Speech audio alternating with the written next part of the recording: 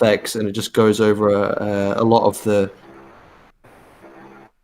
So first chapter is special effects or visual effects. Going over a lot of the core concepts, digital film, TV, just all sorts of stuff. So I think it's to help understand visual effects rather than actually teach it. How big's the book? Like 500 pages or so? I can check. I had to tell when it actually ends because there's a bunch of stuff at the back. Well, there's a good chance that you're not going to use even half of it. So, yeah. Unfortunately. Anyway, let's get started, boys. This is going to be fun. So the last chapter's on page 100. The index starts at 188. So there's 188 pages of just a lot of stuff. Yeah, textbooks. I love post-secondary education textbooks, as long as they're practical and nice and thick. Go look back to those years from now. Go, oh yeah, I really used that. In your case, probably not, because new software will change. But boy, love me some textbooks from university. Anyway, let's get going here. Good afternoon, everyone. Welcome to Smudcast number 113. We are doing 2020, the year we had no heroes, the big picture. If you don't know what the big picture is, that is a series by none other than the Movie Bob, or as he's affectionately known online as... Actually, Diabeto. What is he? Diabeto? Affectionately.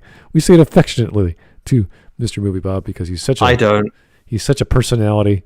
He has such crazy ideas, and he talks so quickly that we have to slow him down sometimes. But that's the great part of learning about Movie Bob and his thoughts, his political mannerisms, and the various... Do you have his tweet? I have. That'd be the best way to start this off. If you want to tweet, I'd be happy to show it to everyone, but I don't know what that tweet is there, Glib. What was he said? He said, Trump stole my summer. Oh, really? Oh, this is not available to me? What does that mean? Maybe he removed it. Did he remove it? Did Movie Bob go protected? I think upward in the chat, in our group chat, we have I think that we have it, like at least like a screenshot of it. There it is. Oh, that one. Yeah. That's the best way to preface this. All right. Let's see if we can fit this on the screen. D, how's life? Hello. Oh, pretty good. Pretty good. Awesome. I love how this tweet is really claiming Trump stole Movie Bob's ability to enjoy life and himself for 4 years. Good. So he couldn't masturbate. Another reason to vote for him. Hopefully, if Trump gets reelected, he can take another 4 years from Movie Bob. Hopefully.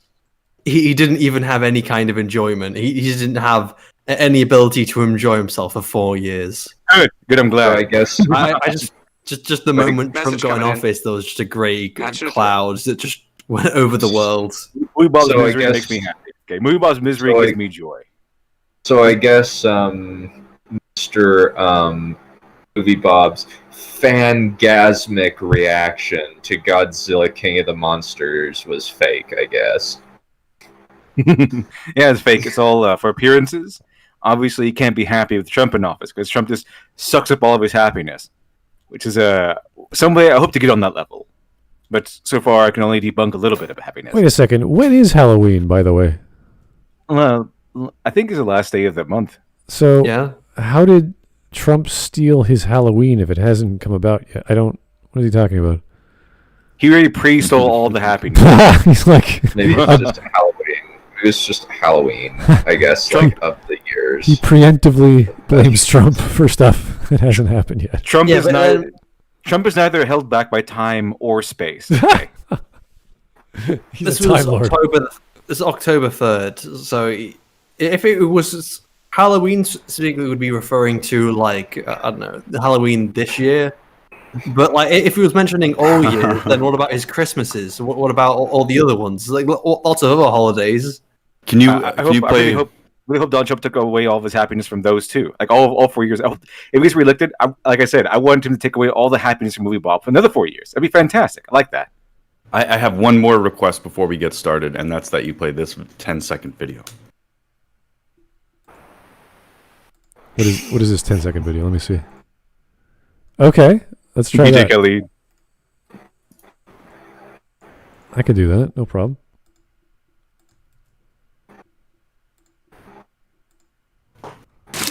See, them doors that was always closed, I ripped the door off, took the hinges off. And when I took the hinges off, I put the hinges on the fuckboy's hands.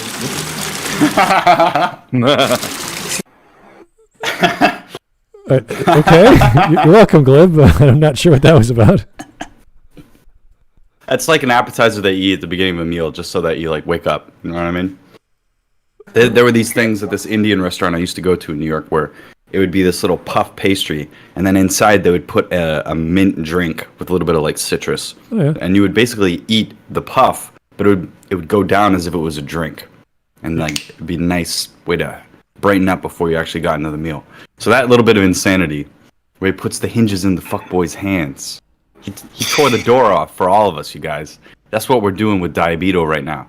And after that, LiteratureDevil will his ability to debunk people's happiness once he gets through that door, gonna rise exponentially. Message coming in. Yeah, the more happiness he can debunk, the better. He ripped the hinges off. And just put the hinges back in the hands. All right. Well, let's read some super chats and get started then. Joe Crazy, the picture will never be big enough to capture all of Robert or Bobberts or whatever his name is. You know what? He's a large man. There's nothing wrong with enjoying the food you eat. Maybe not to excess, but, get to know your own waistline and why you are the size you are. And it's not all hedonism and consumption. There's some thoughts behind the things you eat and why. Probably the Twitch variety. The Twitch thoughts. That's a totally different form of consumption, but okay.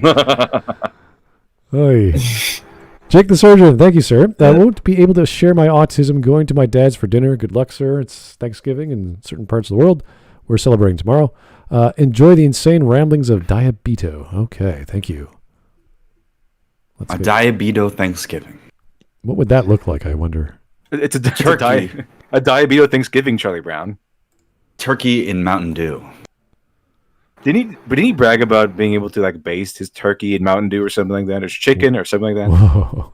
Yeah, he did. He made a Mountain Dew marinated chicken. Wait, what? That was in 2013. That tweet is still up. Here's the tweet. You marinate someone. I am a huge fan of Movie Bob. Boogie Bob. Yeah, Boogie Bob. Boogie Bob 2988. Okay. No. What's the other guy? Kristen Weston Chandler. CWC. Yeah. Chris Chan. What's his name? Chris Chan. Yeah. Chris Chan. Movie Bob is my Chris Chan. Everybody has a Chris Chan. Let's try to pull this up here. What we got? Mountain Dew marinated chicken with mango carrot spicy rice. What? Look at how anemic. Look at how fruity, sugary, and anemic That sounds terrible. that is. That sounds awful. Yeah, that sounds disgusting. I think to be it's been years since I've ever drinking a Mountain Dew, but I don't remember how they taste. But I'm pretty sure that would be awful. LiteratureDevil, do you remember Cactus Cooler? No, I When don't. was the last time you had a Cactus Cooler? That's like one of those mainstream sodas that I was walking by in the store and I had a morbid curiosity because I don't drink a lot of the high fructose corn syrup stuff.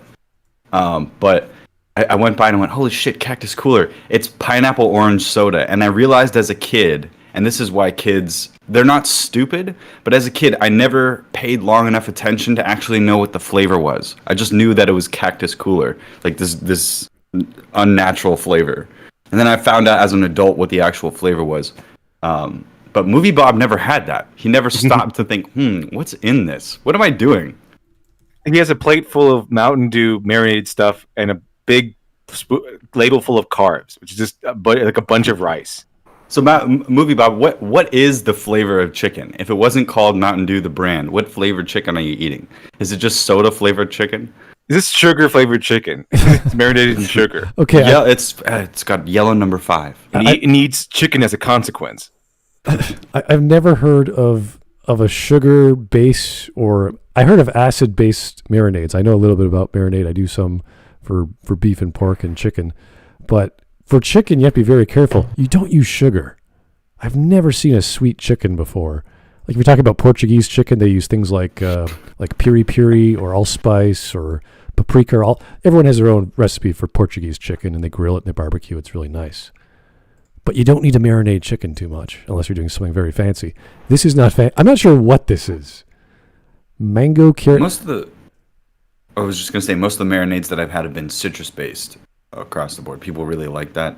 And then I think Chinese cooking has a lot of good sweet and sour dishes. Right, yeah, but there's usually some degree of vinegar or a savory flavor or some sort of acid, not from sucrose. Message coming in. Well, it's a good way to remind yourself that you should be on a diet, is looking at other people's insane culinary habits. Yeah. Now, like the movie Bob. Well, no. Well, why would you need to be a diet if someone else is eating some really shitty crap? Well, I got to be honest with you. I'm a weird person, obviously. So one of the things that I do is I have the Burger King app on my phone, and sometimes I just look at it to remind myself, like, every time I get this feeling like maybe I could just try fast food and see how good it is. It's like, maybe I could just, do a line of Coke real quick too. Like they're just bad decisions, you know what I mean? So you go and you look at the consequences of it, and you look at the actual nutritional information and go, wow, 45% of my daily sodium from like 3 French fries. Whoa. I think I'll pass.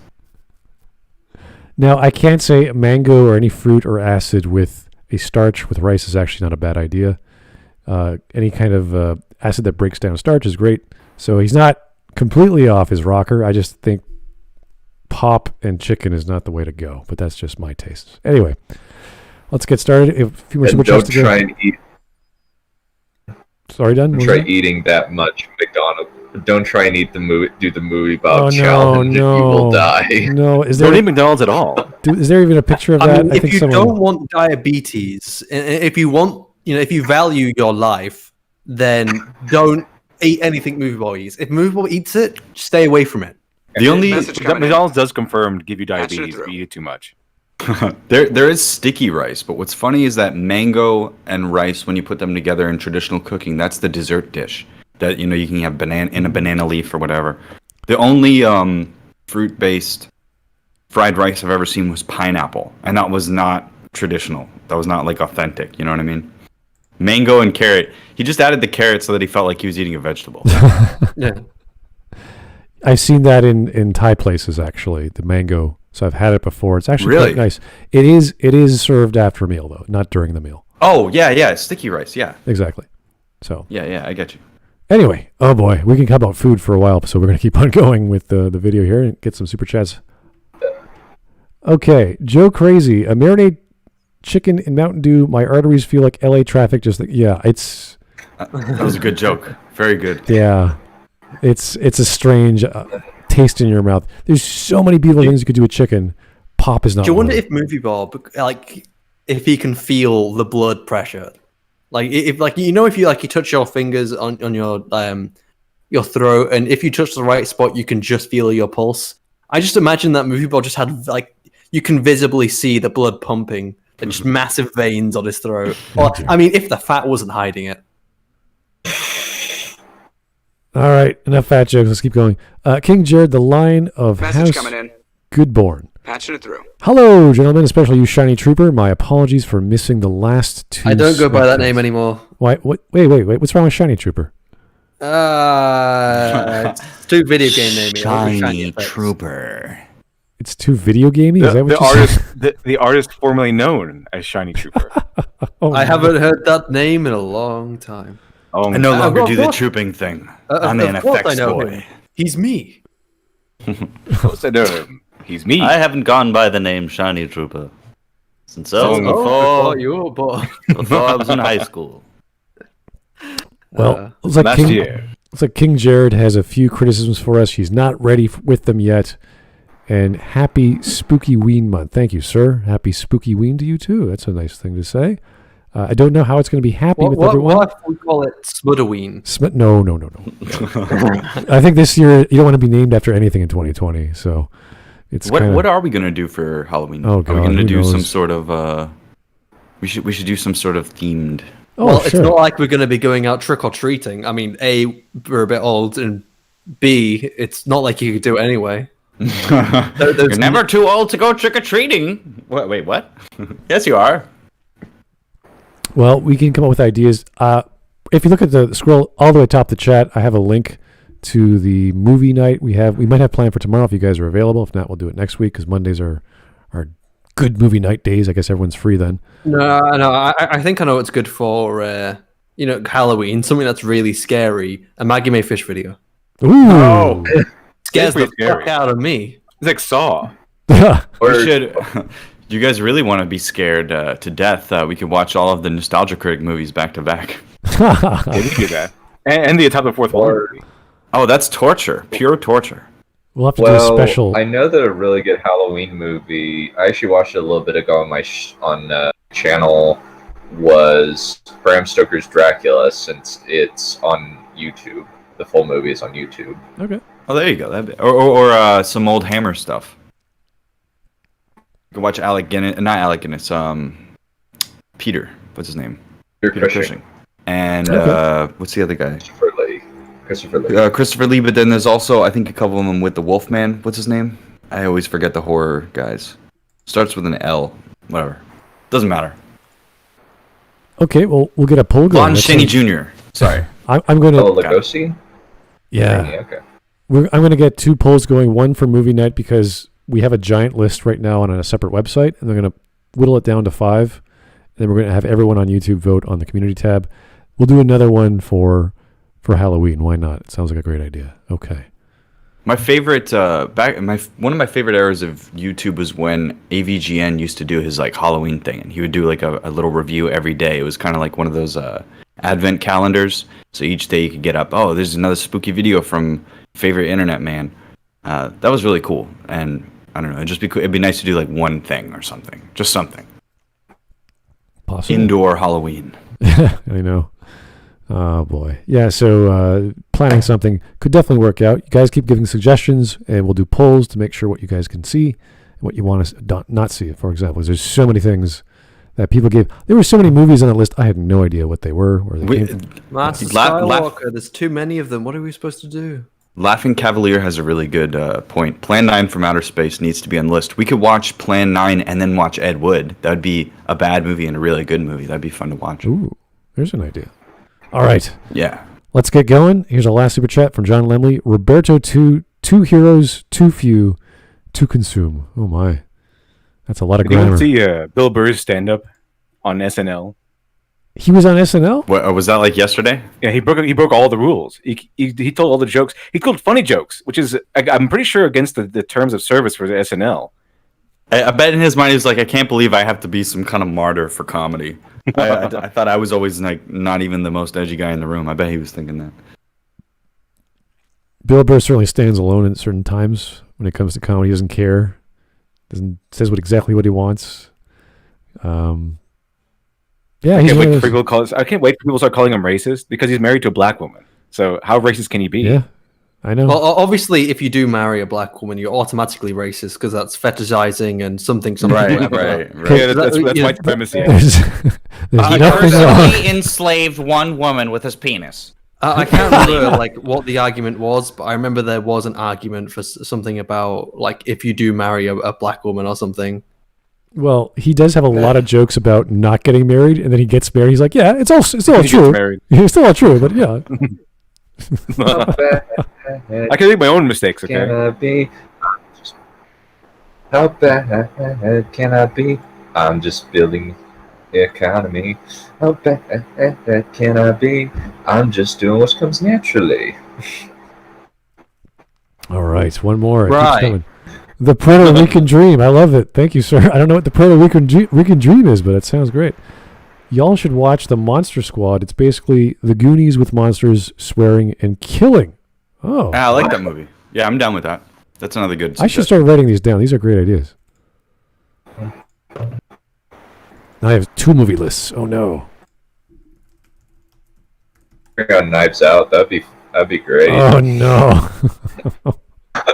You're making me sigh. You're gonna be like, oh. Patching it through. It's gonna be sad the entire time. Anyway, well, let's get going.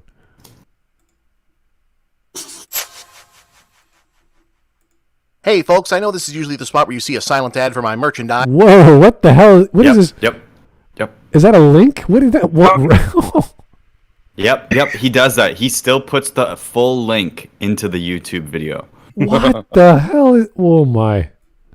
His art design is still from like 2002. Like he thinks the internet is still all those little pages that look like Craigslist or whatever. It looks like GeoCities. MovieBob is one of those guys for which time has stopped for him. Yeah, seriously. I mean, look at this. The picture's not even composited. It's just like it hasn't done anything to it. It's just a big white box. And the shiny hasn't done anything to it. Like the background's just complete black and hasn't done anything with that either. He hasn't even got an outline. He hasn't got any drop shadows or ambient occlusion or ambient occlusion. He doesn't even know what ambient occlusion is. What do you? He doesn't know what the word ambient is. Well, he doesn't like. You say the word ambient, like what's that? Is that a Mario game? No. He's like ambient. I need to go to sleep now. Yeah, you're right though. It doesn't look like this guy has been hired by the Escapist and all these other big time websites and stuff. It doesn't look like that. It looks like he's some guy who's just starting YouTube like 20 years later. Well, the thing is, welcome to my Angel City page. The thing is, the Escapist has barely any credibility, so MovieBob being on there makes sense. All right. I think he got fired. I heard he got fired from it. I thought he got fired, and then he got brought back. All right. So it was just so desperate for content that he brought back MovieBob. That's a good point. Yeah, what would they replace MovieBob with? Who would ever take over the reins? I don't know. So some other genocide loving guy. I don't know. I guess it's like what if Yahtzee dies or something and their whole happens if Yahtzee just falls off the earth. The whole website would just come crashing down. Unironically, like the Escapist is built around Yahtzee, and then MovieBob is like backup Yahtzee.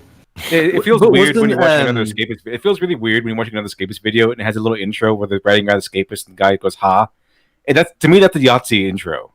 It's Yahtzee and Jack Packard now. Like that's the whole website, and and that's such a come up for Jack that I know. It's kind of awesome.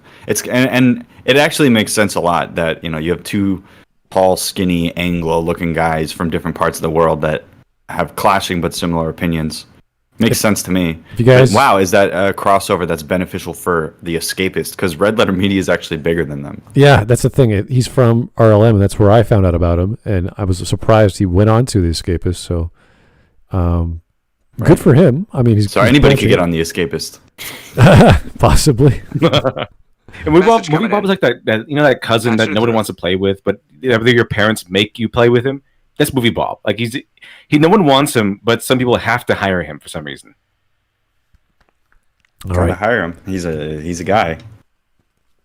I'm not sure that's incredible. I'm not sure that's quite true. MovieBob is a person. Allegedly. Yeah. Allegedly. Oh, allegedly. come on. All right. We can neither confirm or deny. If they just fire MovieBob on the spot, do you think just a literal Nazi is going to come in to replace him? All right. Yes. Might as well. MovieBob is a Nazi. He might as well. Let's get Richard Spencer to replace MovieBob. Oh, come on. That's just pushing it. Come on. I want to see. I actually do now. I want to see Richard Spencer review video games. Now. I want him. He has to have the same cadence, so he has to cut out all of his pauses. The Escapist just hires Richard Spencer to talk about movies and stuff. This movie's not white enough. All right, 3 more. John Lemley, no gods or kings, only Mountain Dew chicken. Oh, that doesn't sound a good basis for an underground city. Oh, dear. I mean, chicken, sure, but the rest, no. Mark in 3D, that link, Boomer Bob. This whole color scheme is, the font is like, oh, dude. If I create a parody channel of Bob, it's going to be called Movie Boomer. Somebody say boomer? Look at boys. You're not a boomer. You're radio. You're like vintage. Yeah. Like you should call it Movie Chad. It's like it's the opposite of MovieBob. He's all cut, muscular, and he actually has good opinions on movies. That's in the Dr. Alpha universe. There's a movie reviewer that is like all about fitness and stuff. Movie Chad. How good movies are. Yeah, Movie Chad. Think if Arnold Schwarzenegger went into reviewing movies instead of being in them. He's watching movies while he's pumping iron. Like, yes, it's good. Look at the artistry of this. It's so the phonetic action. I give this 5 pumps out of 10. I can do curls. This is how We're you only do the 6 reverse seconds curls. in. We're only 6 seconds in. We should keep going. All right, John, let me. Blob I am doesn't. better than this video, okay? My commentary, my comedy provides more value. If it doesn't, I will quit on the Don't worry, it does. As long as we slow it down and get Oh through. yes, that's never in question. But we want to give you material. Yes, We want to okay. give you material, Glib, because we know that you are funnier. But we know that this man is infinite fueled for stuff. Let's do it. All right, John Lemley. Blob doesn't need to know what ambient means because he just surrounds everything naturally. That sounds like I don't know, Chuck Norris quote or something. But okay, I don't think. Chucky. I don't think Movie Bob is at the level of Chuck Norris memes yet. But you never know. He could be there. He's getting there. Yeah. All right, let's go. The best and the funniest part is he doesn't know he's a meme. He doesn't know. I think he does. I'm quite sure he does. Or at least like he thinks like it's just a bunch of Nazis. No. All right, we got one extra one that just slew in there. Satan, I've made my decision, and now I've got my copy of Hannibal Rising novel. Oh my. To be a true fan is to see the bad stuff of what you love as well, so you're informed to criticize it. Well, thank you. That's a good opinion. You should always have full understanding of your lore, of what you are a fanatic over, and to appreciate the good and Message bad. coming in. Patching it through. So thank you, LiteratureDevil, for recommending whatever suggestion of novel for Hannibal, I believe. Thank you, Literature Devil, for whatever it is that you do. Yes. All right. All hail Liddy D, our Lord and Master. Liddy. All right, we can finally continue.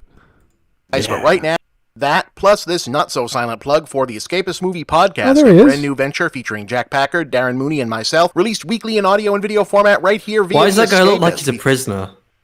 That was the deal. Jack gets to talk to Yatsu, but he also has to talk to Movie Bob sometimes. Look at this, again, this URL, escapistmagazine.com/v2/category/the escapist. Jesus. See, Movie Bob, if he were like the actual high intellectual genius that he thought he was, he would have a QR code because he knows that they can't just right click and copy paste it. So he types it all out so you can type it all out. But if he made the QR code, you could just scan it with your phone. Can't you put a link in your video? A link in the description for one, but then there's also can't you put a button up like a link? I don't think you can do that anymore. I think Well, why that don't the you go ahead and, annotations are broken. Why don't you go ahead and click the link in the video? Why don't you, so we can go what over there. about the little eye you can get to come up at certain points, and you click it, and it has the link, doesn't it? No, Shiny. All you gotta do is click the link in the video, and it'll just take us right to the site. If you see just copy and paste. No you see copy and the- paste. Click the video, and it'll take you right to it. if you see the description, it's not even in the description. I don't know what the hell. Oh my God, Movie Bob, what are you doing? I'm trying to help you here, man. You gotta remember though, that Blue Bob is a superior intellect. He's a superior. You could just put all links in the description. It just literally just says in brackets all links in description, and then that would be the work. I think all you guys are just jealous that Movie Bob is better than all of you. Oh, absolutely. I've always thought that. But after all this time, he doesn't understand that the precarious position of being a critic and then not following your own advice is like the major pitfall that all critics, I feel like, they have. You know, someone like Spoonie, the reason why people are upset at him is because he was making all this criticism, but people liked him, and then he didn't follow through. And Movie Bob doesn't have the ability to follow through on any of his statements. You know what I mean? He's like, oh, a better world. If I was in charge, if I were Anakin Skywalker, and then he can't even put a link into the description to his own merch store. I'm jealous of Movie Bob only in terms of he makes more money than I do in a month, and yet he is infinitely lazier than I am. You got to start being lazier then, I guess. You know, Movie Bob is the proof that you don't need to make good work to make money. It's true. Or fame. Just It's talk natural selection really fast. broken. And then people don't dissect that what you're saying is lunacy. Here's John Lemley. Just wait until Bob learns about Bitly. Yeah, I know. You can shorten URLs. Oh my God. It's amazing. Anyway, 17 seconds. Let's get going. Think you'll like Please take a moment and give it a listen and/or a look. Thanks a bunch. I don't You want are to. very welcome. I will. I'm going to. Thanks, Bob.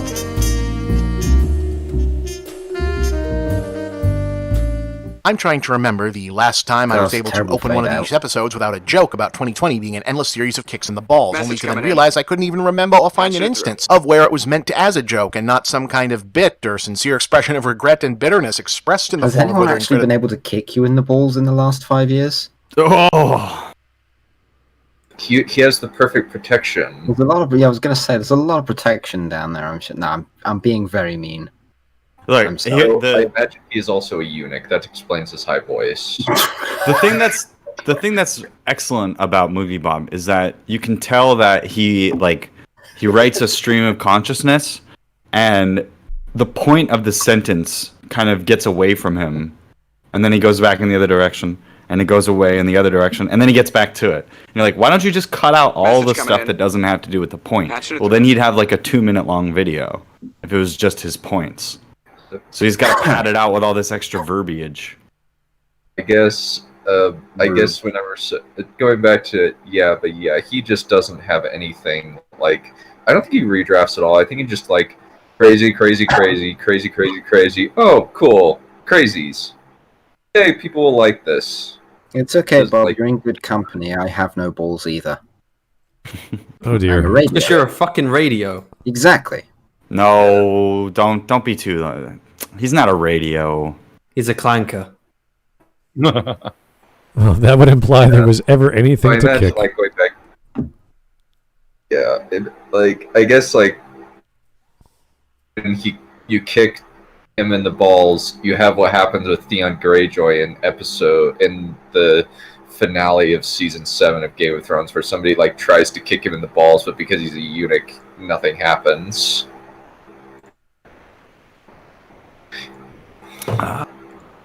All that sticky rice, yeah. Okay. Just keep on going. criticism. Audience at ease that the host was not in fact just stewing in actual resentment and misery for months on end, because who wants to hear about that? Anyway, I guess we're leaning into the stereotype and doing 2 Marvel episodes this week because newsworthiness is clickworthiness, specifically since it's now crushingly obvious that Tenet didn't make it happen in Message theaters coming and Mulan only kinda made it Patch happen it on through. premium VOD during the pandemic, so big movie time is just not starting up again until we either have a real vaccine or the country A where real most of the big vaccine. movies get made still decides on whether all the machinery is going to start functioning Whoa. Already Slow down. I knew it. I called it. I called that there would be a Trump thing. I called in it. 20 seconds to just bring up Trump for no reason. We went Slow from... down. You said like 4 sentences Yeah. at once there. I didn't quite grasp it. Let me just rewind a bit. movie time is just not starting up again until we either have a real vaccine or the country where most of the big movies get made still decides on whether all the machinery of society is going to start functioning competently. Real Wait. vaccine. Okay. A real The vaccine. machinery of functioning society? Is that what he... I can't... Slow this down? Can we Yeah, get 'cause slow, Bob? Slob? Yeah, you can slow him down. That's what. Turn on slow mode. EFAS slows him down. Does anyone else slows them down. see, Hey folks, Just I know this is start usually the over. spot where you see a silent ad for my merchandise, but right now it's that playing plus again for this me. not so silent plug for the Escapist movie podcast. I like him better this way. He sounds kind of drunk. Novel episodes this There we go. week because newsworthiness, specifically since it's now crushingly obvious that Tenet didn't make it happen in theaters and Mulan only kinda made it happen on premium V. I'm pretty sure Message coming Mulan in. loves Mulan, Patch it through. especially the presence of a concentration camp in the background. He loved cuties. No. Oh my god, Without no. a doubt. Message dear. coming in. Patch it through. Cuties, unless Hey, you're like cuties. unironic pedophile. I thought no one liked Mulan because apparently it was too white. It was just shit. No, I remember someone's criticism of it. It was too white. Too white. What white people did it have in there? Chinese people are in white now. In terms of it was too white, as in the creators behind the film were actually white, and it's got white stuff all over it. Since Also- when is the Chinese Communist Party white?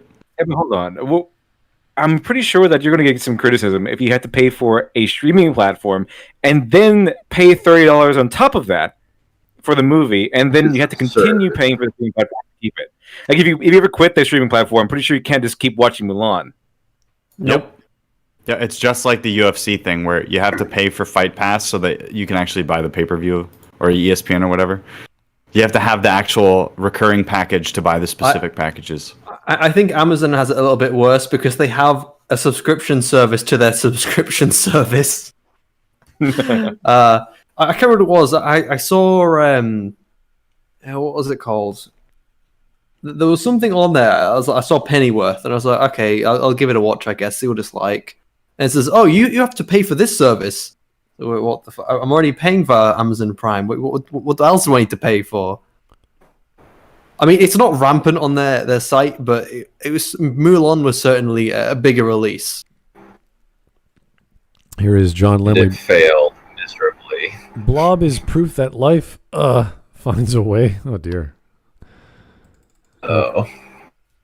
Okay, John Lemley again. Fat syllable man. Okay, fast syllable man is just smarter than you fascists. He pronounces things quicker, that's for sure. Yes. Not always accurately. Message coming in. I don't know. Patching it through. Sometimes you got to slow him down to understand him. Here's Criminal Imagination. Thank you. Oh, look, 2020 did have a hero after all. Points to Trump. Yeah, I know. Bravo. Yeah, that's right. Yeah, hero. Yeah, at least one. All right, here's another one from King Jared. I'm aware you don't go by Shiny Trooper anymore, Shiny. Okay, sure. I'm just calling you that just to tease you. Plus, thought it was adorable when Jeremy called you that anyway. That's my last super chat for today. Well, thank you very much, King Jared. I believe everyone likes teasing Shiny, so keep it coming. Yeah, fuck off. He hates it. He hates it, which is why the only advice that he can take is just to get used to it, and then they'll stop doing it. That's how the internet works. No, being serious, I play up my annoyance for comedic purposes. Good, very good. That's the proper way. You'll survive out there, kid. Can we change geeks and gamers to kings and gamers? Oh, really? Obviously, I need to get back, go back to geeks and gamers, and just infect it from the inside. And you come Trying to say that geeks aren't kings? You come back covered in blood, but you feel because he is shiny.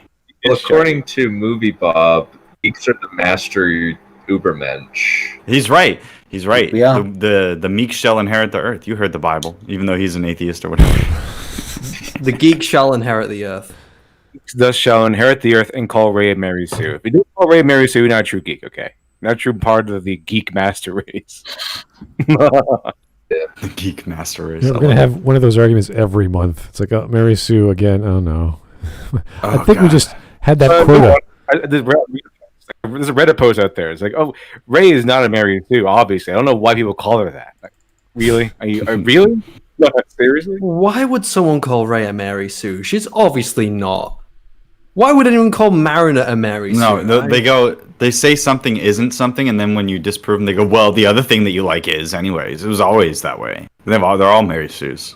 Even Anakin, Obi-Wan's a Mary Sue. Jesus was a Mary Sue. Which then reduces itself to everything subjective. It's like, what? Well, how did we get from here to there? Exactly. Here's Joe Crazy. Shiny, stop dead naming me. Ooh, hey. What? Ooh. I'm confused. At least TLJ defenders have a reason for madness. That would explain the confusion, Shiny. Are trans people actually confused, or do they know what they're talking about? Spooky Season says, even Glib is a Mary Sue. Oh, no. Yes. If I was, I would be like, hell yeah, dude. Life would be so easy if I was a Mary Sue. That's the whole point of it. I'd love that.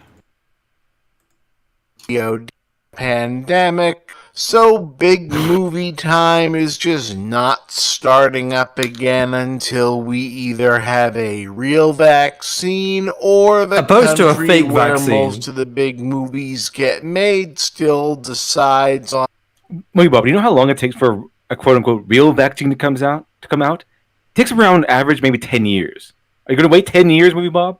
You got to go through trials, and you got to go research, and you got to make sure there's no adverse effects, and you got to do this, you got to do that, and the other, and it takes a long time, and it's a big, long, complicated process. This whole what was it? This whole vaccine's coming out in like a year later. That's why I consider that highly suspect. It's only a year later. Usually it takes like 10 years. Why are we talking about Spider-Man? Obviously, the vaccine's coming out. No, the thing is that we have treatment for it. Like, if the president was given remdesivir and Regeneron, which are two different things, and he was fine within a day, like, I'm not really that nervous about it then. Especially because I've been taking this, the Zelenko protocol, and I feel great. Like, I feel better than I did at the beginning. No joke. This lockdown has been good for my health because I've been eating better and living better. So I think that Movie Bob can't really complain. Like, it's kind of his fault if he can't stay at home like a nerd does without going crazy. I have never smoked so much weed. Thank you, lockdown. Yeah, right. Me too. If I can lose weight in lockdown, then obviously you can too. Thank you, Trump. Yeah. Thank you, Trump, again. Thank you, Trump, for trying to stop the Chinese virus. It didn't work, and my life is all right. Tie everything back to a thank you for Trump. Like, whatever is it? This thing's bad. Oh, thank you, Trump, for making it around to make it good, and then thank Trump for it. Take away the happiness he does have left. That'd be great. I like that. I like the idea. On whether all the machinery of society is going to start functioning competently again in January or continue falling apart for however long that actually takes. And thus we've now learned that a bunch of blockbuster movies that were banking on maybe possibly trying to come out in the fall and winter are instead being pushed ahead once more into next year, which at this point isn't really news so much as a desperate inevitability that's let smug, unpleasant people make bad jokes about how they don't really care, while people with souls and human empathy. Jesus Christ! What a douchebag! You don't have a soul. I'm just not much of a moviegoer. You don't have a soul, sir. Okay. I don't really care. It's like, you don't have soul. Remember that the arts and entertainment industry represent... He sounds so drunk. I love this. This is amazing. Entertainment industry. What's he going to say? I want to hear what he's going to say. This all sounds millions perfectly of normal. individual, actual working class jobs have either been lost, individual, actual, frozen, or decimated no, by this. Pause. What? You know that, like, the entertainment industry, like, while important, obviously, culturally and for obviously entertainment, it's actually a small fraction to the actual working industries. I mean, there's a lot more people working in engineering than there are working in the creative industries. Right. Yeah, but they all can't go to work. But obviously, yeah, it's important, but it's just weird that the movie Bob keeps like wording things this way. It's important. It's important, but like the thing is that it's not exclusive. Mm-hmm. It's just a general shutdown that is really starting to bother everybody, and is ruining the economy. He's making it sound like it's exclusively for films. Because relatively films are important, and that's the thing. You say, oh well, actually no, but there's people who need money. It's like everyone needs to work and get money because not many people have been working for the past while. This is the Let's problem. go. Yeah, with videos is that it's all on set, whereas video games or other things like music, you can do all from the privacy of your own home or your own studio. So even with web dev, you could do it all remotely. For the jobs that I'm getting nowadays, it's all remote anyway, so it doesn't hurt us. But entertainment for sure, yeah. You have a job? Oh yeah. Feel badly about it, but this time it came loaded with a certain amount of grim, direct symbolism with the Disney. Is he really complaining that we're not going to have movies with superheroes in them? I don't know. I love how he's like the biggest problem in the world. The biggest problem is that he's not getting enough films. I guess if your name is Movie Bob, yeah, I guess you would be concerned about that. No, but this is a billion and one problems in the world. Biggest problem right now. I wish I had my clip. No, it is. It is, guys. We need to bail him out. We need to bail out Movie Bob. Get the governor on the phone. Get Trump on the phone. I really wish I had my Mr. Krabs clip. Now you play the smallest violin in the world, Movie Bob. I love money. He's complaining about this during. When was this produced? When was this let go? It was after the pandemic, right? Oh, obviously, it was because he's waiting for a vaccine. So you complain about there's too few movies with superheroes in them during a time of crisis. Well, thanks, Movie Bob. I'm pretty sure we don't really need your problems. I'm pretty sure other people have problems to worry about. No, this is all going to lead back to how our culture is a piece of shit because, like, we don't believe in the science or something. I don't know about our culture, but I'm pretty sure about Movie Bob. How does Movie Bob fit so many jabs into his videos? Like, he'll just constantly jab at everyone. It's like he'll make jabs at Trump. He'll make jabs at people who don't like film. He'll make jabs at this person, jabs at that person. I think the real question is, how does Movie Bob fit into anything? Oh dear. Alrighty. Disney Corporation and Marvel Studios finally making the not unexpected but still previously in question decision to move both Black Widow and the Eternals all the way into 2021. Good. Yes. Fantastic. I applaud. Good idea. In fact, cancel those things altogether. I'd be way better. Yeah, just throw all your trash out and start over because we all know all of the mistakes that are being made by Hollywood are going to be blamed on COVID. Even the ones that have nothing to do with it. All the bad decisions that were made in 2020 and 2019 that had nothing to do with this. It's all going to be, it's COVID. That's why CBS All Access failed. It wasn't Star Trek Discovery. No, it was left-wing activists. Wake up. Everything I've heard about Black Widow, everything I've heard about the Eternals, it's all trash. It's all like propaganda, SJW trash. It's all, they said, it's anti-men. Oh, it's going to shame men. Oh, it's going to be a Me Too movement or something like that. Whatever it is. These are not superhero movies. These are propaganda movies. That's what they said about Black Widow. We don't know that. I don't want to watch it now. I was excited with Black Widow because she was my favorite character in the Avengers, or one of them anyway. I already lost interest by the time they announced Black Widow. I lost interest by the time they said, it's going to be like a Me Too movement movie. Like, okay, well, I'm done with this. There's no more way. We don't need superhero movies. Like, it's not required. We were doing perfectly fine without superhero movies before. It can do fine now. That's very true. And this is coming from a man who said, or made a whole thing about, is Superman still relevant? Yeah, don't need superhero movies. Superheroes are needed. These superhero movies are not. We need actual heroes. It's also partially because all left-wing activists are terrible writers and they're all idiots. Exactly. Okay, we need superheroes, not these two-dimensional puppets painted like superheroes. You know, I think we need a hero. I'm holding out for a hero till the end of the night. No, that's not funny. To be strong. Shut up, Shiny. That's Dunn's thing, sir. You can't steal Dunn's thing. Need a hero. Your jokes are bad and you should feel bad. Dunn actually Here's has... the thing. I fucking hate jokes. We're holding out for a hero until the end of the night. That's unfortunate, Glib. You make such good ones. I hate myself for it. I've become the very thing I swore to destroy. you should hate yourself. Oh, see, you guys, Shiny is the worst. He tells bad jokes and he's a meanie head. Only an incel believes in absolutes. Vote Glib for president, not the other Biden. You know, if you go in Glib in for president, he's not going to allow any humor. He's just going to ban all humor. If you vote for me, we'll take back England. Look, Glib. Okay, look. You have to know one thing. In order to take something back, you have to own it in the first place. I know. Well, there you go. We're gonna take England for us for the first time, folks. It's never been done before. Never been tried. It's tremendous. We have the best people on. I'm telling you, we're taking back England. Trump Glib 2024. But real Joe Biden has never been tried yet. Well, real Joe Biden left the. Real Joe Biden died a long time ago. This is Darth Biden.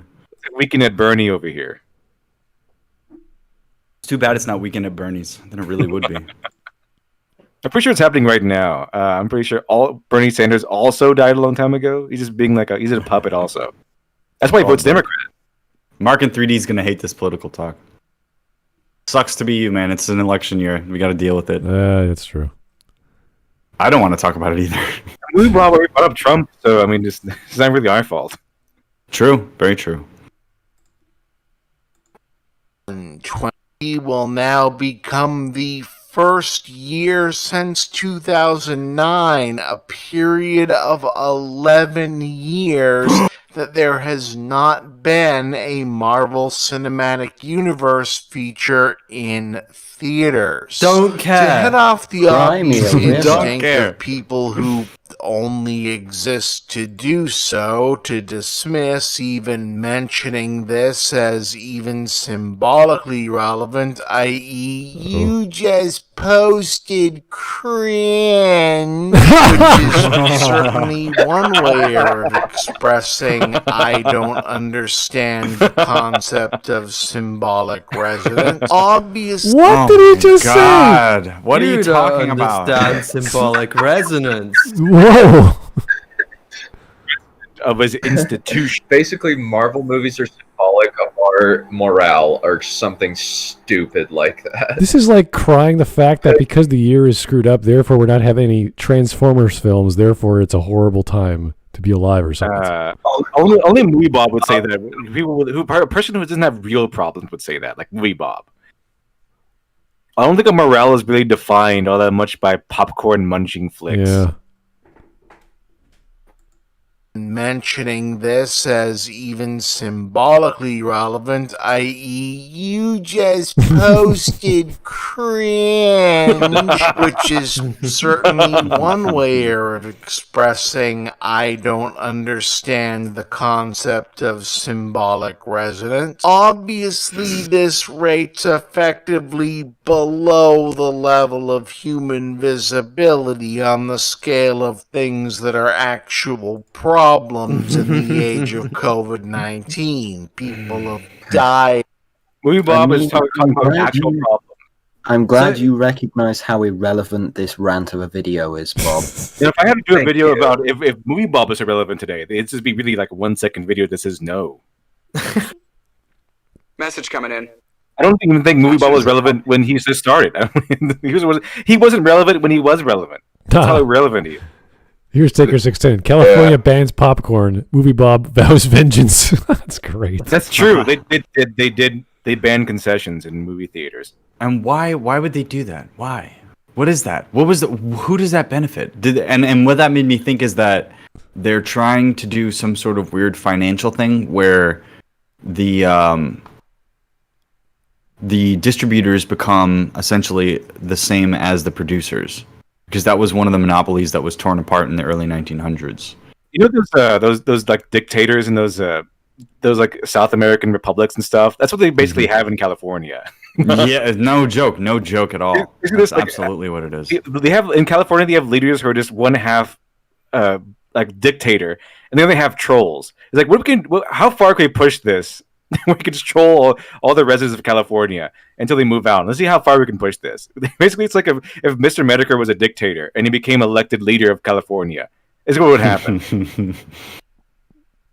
But it's kind of hard not to see an obviously unintended and certainly coincidental metaphor by happenstance in the Holy jeez, dude! Just say it's a metaphor. Well, no, but I don't even think that not having an MCU film in 2 years is metaphorical.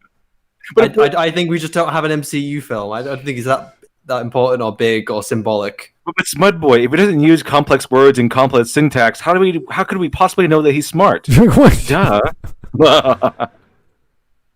I've never heard such stupid. Like, just to get to the point, he has to go through 7 other words. Well, I've heard things that are. I've listened to Movie Bob before, so I've heard things that are just stupid. Yeah. And this is on slow mo. We're like, oh. Sometimes I think that Poland should be invaded. Just Movie Bob thoughts. r/Movie Bob things.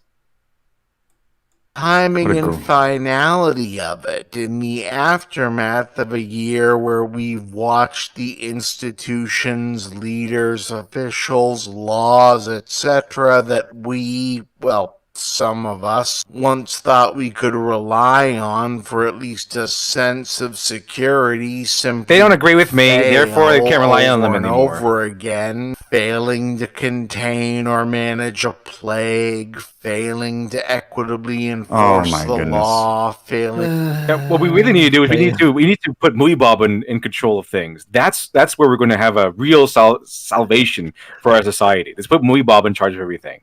Can I coin a new term? I'm going to call it backseat president. State mandated Mountain Dew will be issued out to everybody. Armchair president. Yeah. If I were president, I would have stopped the virus that nobody knew about. I would stop all bad things in the world. It's basically I would all teach these kids JavaScript. That's essentially all the SJWs. That's essentially what the platform would be. I'm going to stop all bad things. Vote for me. Yeah. That's politics now. That's SJW politics. Vote for me. Racism, sexism, everything bad that will just never happen. You'll never die. You'll never die. All bad things would be abolished because they like to abolish things. All bad things will be abolished. All good things will be approved. And I don't like bad things, and I want more good things. Vote for me. I'll make it happen. To hold itself accountable to the law kind of ties a neat, if comparably inconsequential bow on the whole awful package to have even something as trifling like. What are you doing, Movie Bob? They've torn Donald Trump apart down to his bare molecules. And they found nothing. Okay, they found nothing. They tore his life to pieces, inspected every microfiber of cloth, and found nothing they could use.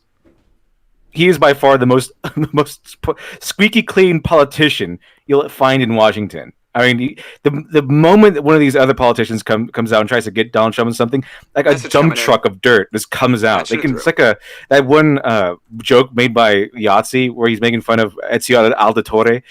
It's like if he sneezes, he can kill 10 people with his weapons that he has on him all the time. That's basically the modern mainstream politician in dirt. Like if they sneeze, 10 different pieces of dirt and 10 skeletons will just fall out of their jackets. Like, that's what happens. That's why they're so afraid of people looking into them. Because the moment one of these modern politicians like criticizes Trump, like 10,000 things just pop up in the news or your Twitter feed about the things they said in the past, or these horrible things they've done in the past. All right, here's Mark in 3D. What's with Shiny's JavaScript joke? I want to know the lore. It's a pretty famous, well-known meme. That's Sam Hyde, right? Sorry? Yeah. That was a speech by Sam Hyde, right? Yeah, that was the Sam Hyde thing that we watched. Remember that? Teaching African children JavaScript. Yeah, that was hilarious. There's lots of memes about JavaScript. It's one of those universal things that anyone can learn if you just want to learn programming.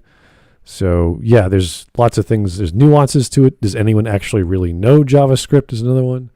It's one of those things. I sure don't. Like a movie release schedule literally now say this was the year where there weren't any heroes. Then become one. If you think the world needs a hero, then become a hero. Can I point out that these are fictional characters? No. These are not real heroes, Movie Bob. Okay, the fictional heroes have their place. They're supposed to be characters you aspire to be. So you could become the hero. So if you want heroes, want you to try to become one. I mean, not Movie Bob specifically. I'm pretty sure it's impossible for him. I mean, he's a guy who just wants to invade Poland again. I mean, other people. It was real to me, you guys.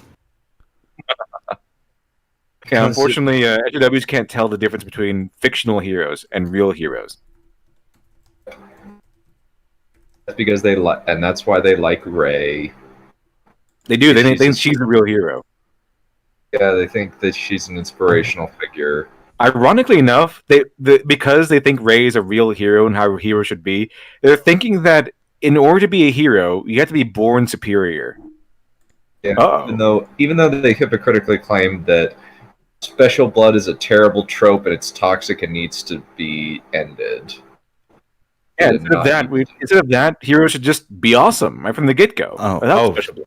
People aren't born special. Well, I guess that takes away all of identity politics. Shucks. And nothing's stopping any in the entertainment industry from writing books or doing plays or doing any other kind of media outside of what they were normally going to do in movies. Movies are the pinnacle. That's as high as you go. I'm pretty sure people can still like write scripts and come up with ideas and like that. As long as you can't put things into production, but I'm sure there'll be people with ideas that are raring to go as soon as COVID ends. Not in Hollywood. I mean, you'd have to, Actually put effort in. Hopefully it shows us a new wave of writers and people who had time to reflect and think about writing good stories to actually do so. And then once movies are ready to come back, it's like, oh, look at all these scripts. That'd be great if that's the case. Everjance, serious question for Smud. Why is the maple leaf the national symbol of Canada? I don't know the history behind it. I know there was a Message coming in. a competition Patching it through. when they choose, what should be the national flag of Canada. This was like, hundreds of years ago. So that was chosen out of amongst others. This was just because of the forming of the country during Confederation, where they finally appointed a flag, and they said, okay, well, how do we do this? We're very democratic here. The same thing with having universal health care was a big vote that everyone decided upon. It's like, what's the major priority? What's the major problem in Canada? So we do a lot of things by talking to everyone and getting lots of opinions down. So whenever we blame someone, it's not we blame an individual unless they have their signature on it. It's usually the party in power or a department, and that's why we're having all these problems with the Liberals this year because of the amount of money they're spending, the way they're handling things in East as well as the West. It's fantastic in the East, it's horrible in the West, that sort of thing. So there's lots of things going on that in Canada that have a lot of history and story behind them. I don't know that one about the flag, though. Anyway.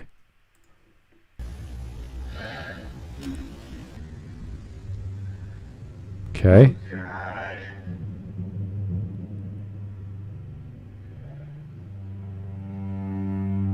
Is the compositing on Bruce Banner a little bit weird in the Which, of course, symbolic gut punch aside, isn't even truly accurate. Birds of Prey came out this year. Wonder Woman 1984 is still gonna try and make it in for the December holidays, and even Marvel apparently got WandaVision in the can before the buzzer, so there's still gonna be that. But theatrically, unless we're counting New Mutants, and nobody is, the streak is essentially broken, and the only reason it's probably not going to be a discussion of was this a better movie year without them at all or not is because this entire year is just kind of a mulligan for the whole business. But okay, I'm pretty it's sure not that everyone big can a understand deal, but this. it feels like it Message is coming in. because any annual tradition thing that lasts over a decade and suddenly stops is going to feel like that. And there's a temptation, which of course we're currently culturally encouraged to give into in some circles, to treat it like not only a non-event but a good thing, because anything popular has to be bad or unimportant. After all, isn't it wrong that the dominant popular culture mythology of the preceding decade has been a post-national consumer pop mythology unmoored from any specific political or philosophical ethos beyond the necessity of good guys to line up along a Shut up, shared he's saying really important sympathy of things. the Dear God, what is he decade saying? has been a post-national Post-national That- word salad. It's a word the salad. post-national hero, non-political violence film. Blah blah blah blah blah blah. That's movie Bob. He's too advanced for you guys. You guys are just not, Too advanced. Is that why Seriously. we're falling asleep? Oh my God. Yeah, you guys are just, your brains lack the intellectual power to achieve the same quality of thought. He's just so advanced. I hate it when people just say absolute fucking nonsense. Like, they just end up saying nothing. It's like, so what the fuck is this sentence? What are you saying? You just said nothing. And we can't even say anything about it because you just pushed out complete jargon. I was listening. Yeah, I want to hear what he actually thinks because you have to decode it. Here's Joe Crazy. If you're happy to decode it, Glib, then please decode it for me because I get lost. I got lost there too. I don't know what the fuck he's talking about. The old Canada flag looked kind of kick-ass, though. It looked like a provincial flag, actually. But yeah, it looked pretty cool. Andrew Clark. I called it. He counts Harley Quinn as a hero. Well, it's the only movie that came out, so she must be a hero. That's all we got. The crazy, insane, violent Harley Quinn. That's Movie Bob's hero. Yeah, or the original title was The Emancipation of a certain Harley Quinn or something. Of Harley Quinn. Yeah. It also, I looked it up, and Birds of Prey didn't originally have Harley Quinn in it. The comic book version. You're right. They just made Birds of Prey, and they just shoved Harley Quinn in there because of Margot Robbie. Mm-hmm. Consumer pop mythology unmoored from any specific political or philosophical ethos beyond the necessity of good guys to line up along a shared sense of camaraderie and destroy an army of bad guys? Is this not the homogeneous mind killer that's erasing our sense of root and culture, locking us into atomized neoliberal consumer Holy Jesus. Nationalized neoliberal something. I'm listening. I'm trying to decode him, okay? He's talking about he's talking about how we're supposed to turn into consumers, basically. He's unironically making the consumer meme. He's like, you guys don't understand. We were on track. We were on our way to something. And then now we're being pushed back down into the consumer box. Nerds almost took over, guys. Gamers almost became whatever he thinks that they're supposed to be. Joe Crazy. Movie Bob is so advanced that he communicates through the wind that escapes his folds. Brutal. Why is his eyes turning red? Because he's me. I don't know. His eyes turn red? That's what happens when you go to hell. I thought he'd already be there. Oh dear. There's no way Movie Bob will get into hell. I mean, we have standards down here, okay? Also, you'd have to make the gateway bigger. This is taking away my boner right now. Mindset to be little more than receiver drones in a dystopian corporate wasteland wrought forth by the transnational financial conspirators imposing their you're exposing my secrets.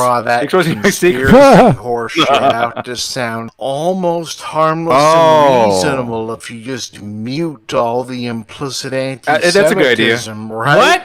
What? Whoa. That's a good idea. Just mute him. Just mute Movie Bob. Anti-Semitism. The best advice is to mute Movie Bob. Given to us by Movie Bob himself. Where's the Jewishness coming? Yeah, I don't know. I haven't heard anti-Semitism in decades. It really is not a thing anymore. He's just throwing in everything. He's just throwing in everything possible, I guess. Everything but the kitchen sink. Left wing over here has been accused of anti-Semitism on multiple accounts. So there's a literal I'm not quiz. saying it's true, but there has been accusations at least. There's a literal quiz on the internet called "Did Movie Bob say this? Did a Nazi say this?" The answer is yes, both times. It's really hard to tell which one said it if you look at the quotes. Look at the tweet. We already played this game. Yes, we did. It was fun. We did. It's pretty much all Movie Bob. I heard that picture turned into like a mix of me and ER. Like if ER had red eyes instead of glowing white ones. That's pretty close. You're right. Yeah. Here's Evar Jantz. Hi, Glib. Hi, Smud. Totally unrelated comic recommendation called We Stand Guard about an American invasion on Canada. Think Red Dawn, but with giant robots? Okay. Comic books. Love it. Awesome. Love it. That sounds awesome. I would definitely. If they take over Alberta. With giant robots. That sounds epic. Yeah. Sounds amazing. If they start with Alberta, I'm already sold. That's how it goes. So I want it to be, and tell me, I hope it's true that it's the Americans are the bad guys, because that would make it even funnier to me.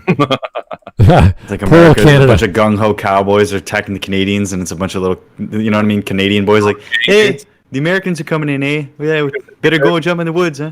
The Americans invade Canada and take over Canada in like 2 seconds. And Canadians are like, you want this? You really? Okay. I mean, you can have it. We don't really care, but... We just came for Justin Trudeau. Okay, that's all we good luck. I mean, that's a lot of oil. Good luck. You can keep everything. We just want the oil, the tar sands, and we want to get rid of Trudeau. It came to liberate Canada from Justin Trudeau. We came to get Justin Trudeau, and we came home feeling clean. Because we were clean. Yes. Probably a lesson in that one, kiddos. In all seriousness, as I've said many times in the past, of course it's not good for one company to own all of the things, Disney or anyone else having as much sway as it does over the collective popular mythology is debatable to the degree it's a net negative, but it's definitely not a net positive. But, you know, like I said about Star Wars would happen to disagree with you. Are on the problem scale, Disney business is pretty far down there as all things considered, in my opinion. The fact is, popular mythology is what it is for a reason. It serves a communal purpose for the human collective. It's kind of weird to me that a lot of people who claim they care so deeply about the concerns of the working man or ordinary people or families just getting by ordinary people so quick when it comes to culture, entertainment, art, the things people do to help themselves get by psychologically day to day. Wait. Psychologically day to day. Is he talking about the proletariat being entertained? What is he getting on about here? But why do we require Marvel films to get by day to day? I don't think they're that important. I mean, we don't need to watch a Marvel film every day just to stay sane. Does Weebob need to watch a Marvel movie just to stay sane, or does he need to Does he need to take watch a Marvel movie just to get by day to day? Why? What kind of life are you living? Do you need to watch a Marvel movie to get by during your day? See, the watch together freaked out for me. Yeah, I don't know. I'm back at the beginning. See, them doors that was always closed. What the fuck is going on? I'm trying to fix it. There we go. What's happening? Don't worry. I'm switching over to Chrome. I'm using Chrome. The same thing's happening. Popular mythology is what it is for a reason. It serves a communal purpose for... That's too fast. Slow down.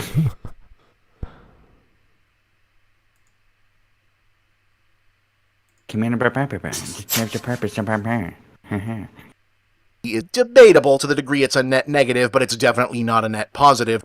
About earlier, where things are on the problem scale, Disney business is pretty far down there as well, all things considered. Not for California. The fact is, popular mythology is what it is for a reason. It serves a communal purpose for the human collective. It's kind of weird to me that a lot of people who claim they care so deeply about the concerns of the working man or ordinary people or families just getting by are so quick when it comes to culture, entertainment, art, the things people do to help themselves get by psychologically day to day. They just dismiss them out of hand. I mean, I'm a fan of this stuff, but I'm also a film critic and a student of the broader form, and I've never had any problem or hesitations saying that however popular it is, whether I enjoy most of the Marvel ephemera, it's still mostly a bunch of B-plus efforts that occasionally coalesce into something more. But there's also no question that the MCU experiment has turned into something bigger and culturally unifying for people around the world and across language and culture barriers, and it means something more than not just these mostly pretty good action movies, but also most works of modern fiction in general seem to mean to people at the moment, for better or for worse. And Okay, wait a second. So because it's popular, therefore it means more than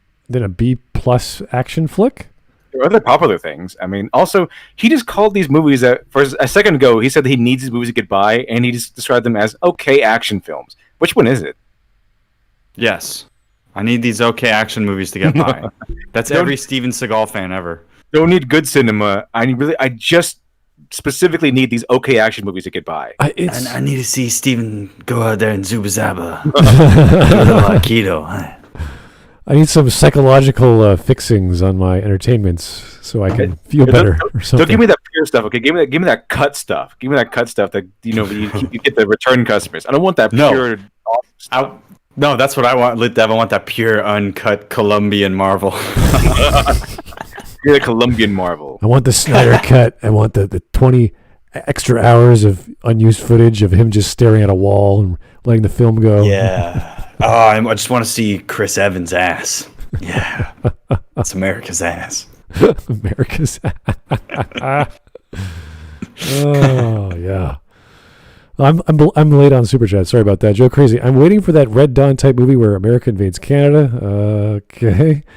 Evar Giants. It's going to be good. I know. Evar Giants. Yeah, America invades Canada and we stand guard. Okay, so it's the same idea.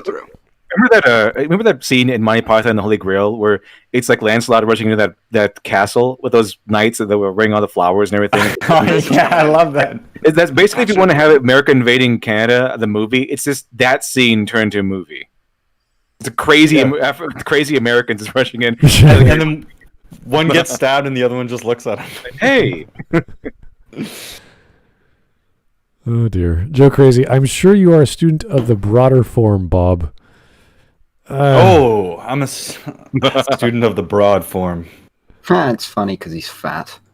I don't know if I want to admit to ever being a message coming in, a movie critic or a movie major. Like, what was it? Theater major? What do they call those guys?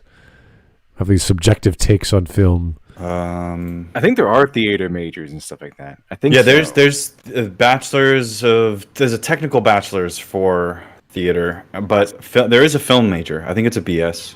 It certainly is BS. Sounds as bad as what I have. Film. Taker 610. Disney to GA. We'll stop filming if you stop killing babies. Disney to China. You're committing human rights abuses. Just don't bother our filming.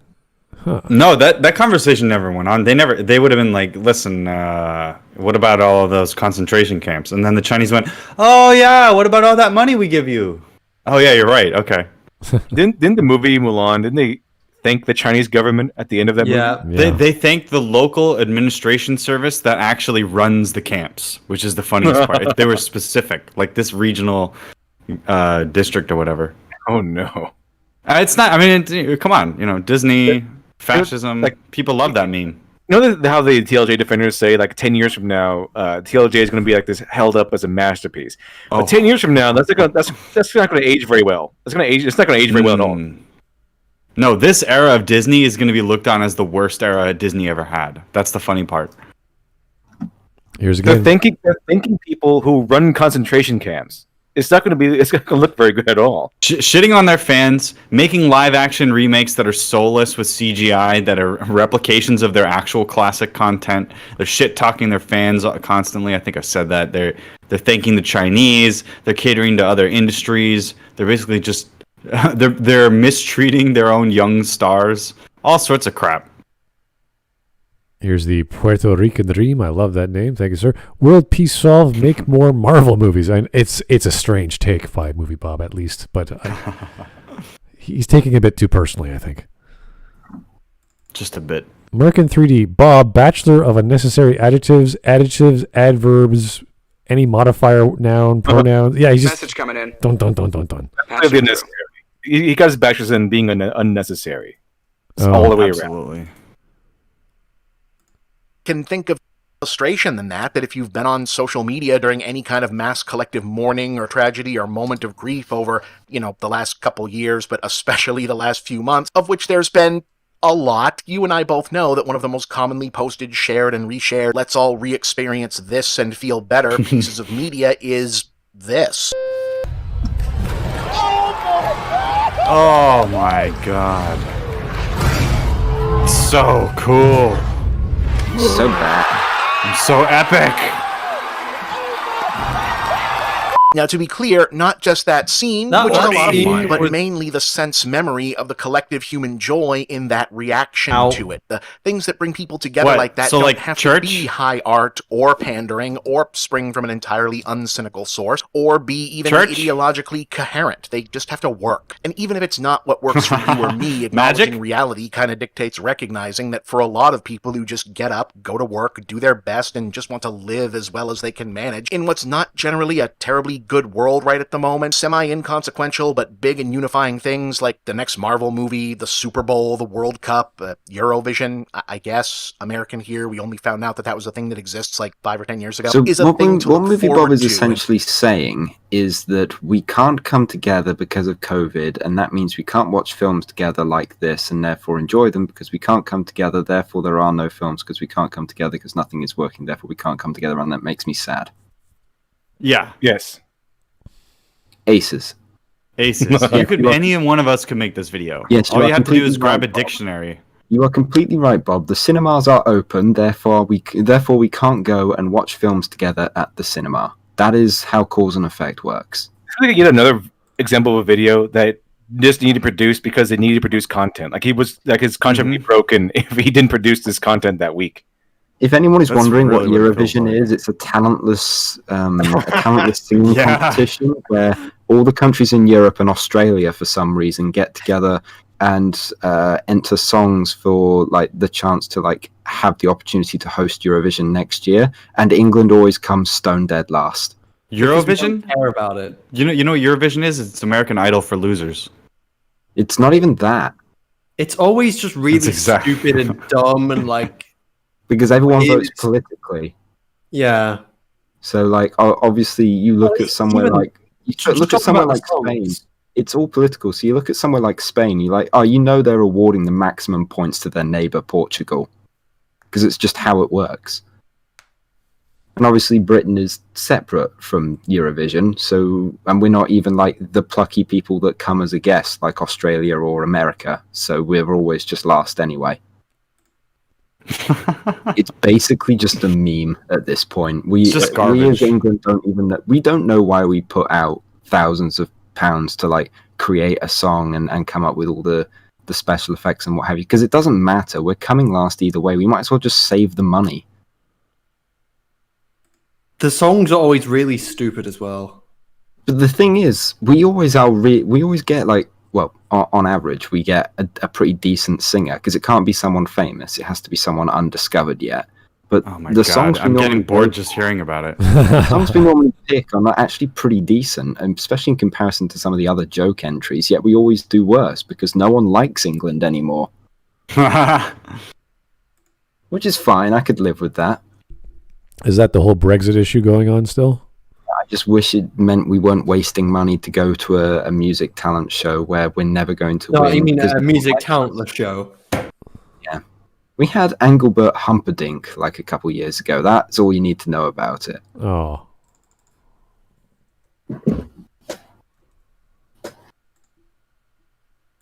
Losing it sucks for people on some level. And in the case of this, specifically, yeah, I really do feel like the Avengers and company became, for a lot of folks, at least an idea of heroes that they could at least I'm an have idea. as a psychological presence in an age where we keep finding out again and again that the quote-unquote real heroes are just gonna let us down. buy a comic book. They're there. Well, yeah, I don't think you can do that anymore. Oh yeah, they're all dead. It's true. Buy digital. True. You could still do that, I think. Support Dr. Alpha on Indiegogo. Movie Still like Bob. on Indiegogo. Yeah. Like he's talking about these fictional characters. They exist elsewhere. Movies are at the top. There's video games. There's comic books. There's webzines. There's all sorts of other things. As actual people in real life, Yeah. Bob. Go away or in the first place. And I'm not too cynical to understand why people are hurting without them. I'm going to miss him. Yeah. We were friends, you know. We were And friends. for their you sake, know. I hope we have them back soon too, because it turns out we really did need them after all. I'm Bob, and that's the big picture. Wow, that was That's it? nothing. That was so brief. That was nothing at What all. about the list of complaints? That we don't have movies because we don't have movies. Oh, we need movies to be together so that we can have something to like and come together as a society and not be soulless. It's a bunch of stuff that sounded deep, but it wasn't. It was absolutely nothing. It was just hollow calories, empty calories. Just like that Mountain Dew chicken. There was more content in the fuckboy's hands.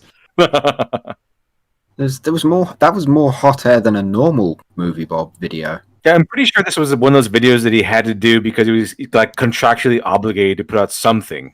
He didn't have anything like substantial. You didn't say anything, Bob. You just stated the obvious fact that we can't go to the cinema because there's nothing on. And we know we can't go. Most of us are quite aware. Yeah, I turned up to the cinema and been turned away. I know I can't go to the cinema. I did not need your video to point that out. Well, that's because radios aren't allowed. You should know this. Yeah, no radios can see cinema because they don't have eyes. There's plenty of other formats for entertainment and media and communication, and we've been all doing the same thing this entire year, whether it's a forum or gaming online or chat or voice chat with Skype. We've all been connected in another way. And I'm not saying movies are going away, but it's as if there's been no stories. Plenty of books have been released. Based on the quality of films we've got, it's probably a good idea for the film industry to take a break for a while. 100%. Because they even with this virus, the stuff that I was hearing over the horn, you know what I mean, was like, oh, they're still making woke garbage. Here, do you want to work on this woke garbage? No, I don't fucking want to do that. It's trash. This is the perfect time to, also, without many interruptions, just to sit down and hone your craft. Seriously. Also, I think it's funny that Movie Bob is acting like the entirety of the movie industry is just Marvel. No, it's just not just Marvel. He's viewing Marvel as the entire film industry. It's like, we haven't had a Marvel film for 2 years. Yeah, but he's also saying like that he knows it's not that important, but he doesn't talk about anything else. He doesn't talk about. But then he's like, oh well, then it's symbolic of the society. Yeah, well, because you don't know the importance of symbology to society. Well, it's like it's like what a 12-year-old would say. So are we going to do another video, or are we done? We can totally do another one. This was pretty short. I mean, I don't mind doing another one if you guys want to cover another. We have a recommendation from Fairy Joker. He's not in the actual call, but he recommended one from Renegade Cut, of course, because Renegade Cut is like our default go-to. No more. Look, number one thing I want to request is find new shit, guys. I don't want to keep doing the same 4 people. Like, once we did one of their videos, it kind of destroyed the rest of the videos. You know what I mean? It's not like the content's going to be drastically different from video to video. Once we hit the nail on the head with Renegade Cut that he's basically just making these so that he can say something about leftism. He picks a video to talk that's a movie or a TV show that's slightly related to his concept, and then he just runs with the concept. That's how you get Kevin McAllister being Kyle Rittenhouse. But don't you want to know how you're a Nazi this week? I already knew that though. Because I don't like cuties. Oh yeah, that's right. There you go.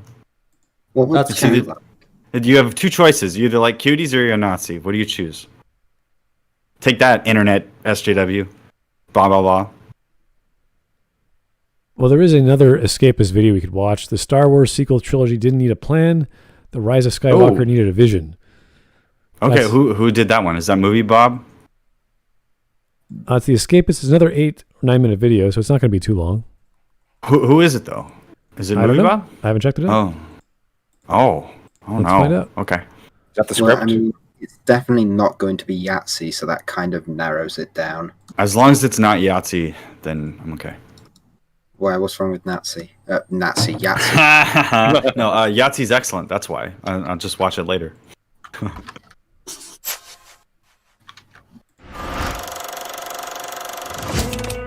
Since the release of The Rise of Skywalker, there has been a lot of digital ink spilled debating the merits of the film and of the entire Star Wars sequel trilogy. I know, because I've spilled quite a lot of that ink myself. Patching it through. One of the big debates centers around the way in which Disney has managed the Star Wars brand. I wonder how painful it is as a Star Wars fan. To argue that the company needed Look, Darth Vader's a joke. 3 films, and that a lot of the problems with the sequel trilogy would have been solved had they been mapped out in advance. Yeah, it's true. easy to understand the basis of this argument. Generally, having a plan is a good idea, especially when you're doing something as huge as Star Wars. Josh Gad and a trilogy. If you're gonna say something, Shiny, can you please pause it? I'm currently playing XCOM right now, so fuck your game. I'm also playing a game. Look at how fat Josh Gad is. Let's make fun of him. No, I'm just kidding.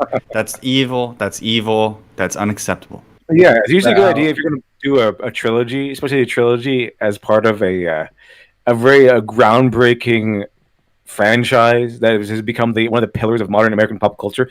Might want to have a plan, but they didn't. Do I look like a guy with a plan? And they had the Joker just running the Star Wars movies. That's why all these people like the Joker so much. Jim Sterling and Econ, all these crazy people, because they don't have a plan. They're just winging it. They want everybody else to be like, "Wow, you're so genius. You're winging it, and you're doing so well." Like, no, not a guy really. without a plan. Obviously, I can just wing it too. Yeah, I'm trying to remember who it was that started bragging about how they made videos with zero research. Oh, I just winged the video. I didn't have any plan. I just researched. Just went with it. Was that Ethan Klein? I don't remember. Okay, I remember that, but I forgot who did that. When Daisy Ridley appeared live and told guest host Josh Gad that Rey's parentage was a matter of debate throughout the entire development cycle of the sequel trilogy. Initially, Rey was supposed to be related to Obi-Wan Kenobi. Really? Then it was revealed that Rey was Rey from nowhere. It was finally decided that Rey Rey would be the heir to Emperor Palpatine. Can't Rey just be hatched from an egg, like those things from Orville? I think Rey. I think Rey San would have been pretty good. Rey San, Jon Snow. Jon Snow, Rey San. Yeah, definitely. Ray Bent the Poodoo. Oh. Like Anakin just kind of pops out of nowhere. It's like, I hate you. That's what we were talking about. He saw a vision of the future. I hate sand. She's coarse and rough, and she gets everywhere. You're nothing like Rey. Who's Rey? Perfect. Oh, she won't be born for a few more years. It is a vision of the future, you At see. the same time, her co-star John Boyega called out the company for not knowing what to do with characters of color. These are fair criticisms. Or any The reveal characters. of Rey's Yeah, they're doing the racist angle because, of course, they have to, as opposed to just saying, "Yeah, we have all these side characters that didn't really do much, didn't really develop at all, except for arguably Poe." If you can call him, I would just ask. I would agree with John Boyega. I just ask what the plan was with Hux as well. So I see it's not just a coloured thing. They're incompetent to everyone. Yeah. At least they're equal. Hux, Rey, Luke, Kylo. Yeah. I don't think Kylo knew what he was doing, or the actor knew what was going on. But it's weird that John Boyega claims that, they knew what to do with Rey, they knew what to do with Kylo, what did they know what to do with me? It's like, no, they didn't know what to do with anyone. That just goes to show that he doesn't know what to do with movies either. Did you see the movie that he made? What was it, the Pacific Rim sequel? It was garbage. He didn't make that, did he? He was part of it. Coming in. Yeah, he starred in it. It doesn't mean he made the story. No, look at the producer credits. Joe Crazy. Rey emerged from the head of Zeus. I guess this is sort of a joke on that statue of Medusa cutting the head. Athena's birth. Pacific Rim sequel. Uprising. Yeah, it was still better than the Star Wars sequels. So. Oh yeah, absolutely. John Boyega can still wear that and say, "Hey, I did better than Rian Johnson." Well, he has a better career than the only thing. Okay, here's the thing: he can't say he's anywhere near Oscar Isaac, but he's certainly better than Daisy Ridley. I think this background story for Rey would make sense because I think just like Athena, Rey too was born out of a crushing, crippling headache. Oh no, she just is one. Yeah, pretty much. There were stories of such a headache. I was just trying to remember that, was it yesterday or the day before they announced the statue's going to be bronze or something of Medusa, like a beautiful looking Medusa, all nude, carrying the head of Odysseus. The head of Perseus. Oh, yeah. Perseus? They're going to, I think they put out there, and I think the stated reason was they're going to put it in front of a courthouse so they can shame men as they exit. Yeah. What? If you That's why actually she's carrying the head of Perseus. If you actually look at the history of, or the mythology, which is hard to grasp, of Medusa, she was raped by Poseidon in Athena's temple, and therefore Athena punished her to enter her into Gorgon. So really, they should be punishing Athena or Poseidon. And I think, was it Perseus the only one who actually killed Medusa because his uncle asked him to? I think that was one of the stories. One of the other stories was that I think she was born just a monster with two sisters. Yeah, she's a monster. That was the original story. I think the Ovid changed that part. I think so. Yeah. I don't know specifically. I think it was the Ovid who was changed to where she was like a rape victim and everything. I never heard that one. It was Poseidon who did the deed, and then it was Athena who changed her into a monster. So I'm pretty sure those would be the bad guys. And this is based on the super chat, because from her blood emerged two creatures. It was Pegasus and something else. all that shit has to do with gods, and then they attack Perseus. Like, Perseus is just a guy. He's a guy that needs the gods' favors. Perseus, like, can I have your shoes? I need your shoes to defeat Medusa. Yeah. It's like, okay, here, you can have my flying shoes. I need a sword. I need a shield. Helmet, yeah, all that stuff. At that point, she is a monster. She needs to be stopped at that point. Perseus is just a human who could take on a monster. Subscribe to Medusa's OnlyFans account. You'll turn to stone. Well, no, if you see an image or a reflection of it, actually looking at it, I think the magic works. Yeah, that's why Medusa's OnlyFans has been just taking people out. That's the modernized version. The Skywalker was so poorly handled that details of it had to be patched in supplemental material that helpfully clarified whether or not Emperor Palpatine was sexually active while on the throne. Oh God! It be later for the implications. I hate it. Hold on any longer. Oh God! The character had been introduced as an important part of the universe in The Last Jedi, but was sidelined at The Rise of Skywalker. I found the rose kiss even more offensive. Theoretically, planning the trilogy in advance might have prevented such missteps. Of course, this idea of planning the sequel trilogy in advance is a simple solution to a complex problem. It ignores the simple reality that just because Well, you could say this about anything, so yeah. But here's the thing, if they planned it out in the first place, it wouldn't have been a complex problem. Yep. Yeah, it would. The problem just wouldn't have happened, period. Arguably, if JJ planned this out, you would have other problems. Just because a problem is complex doesn't mean it hasn't got a simple solution.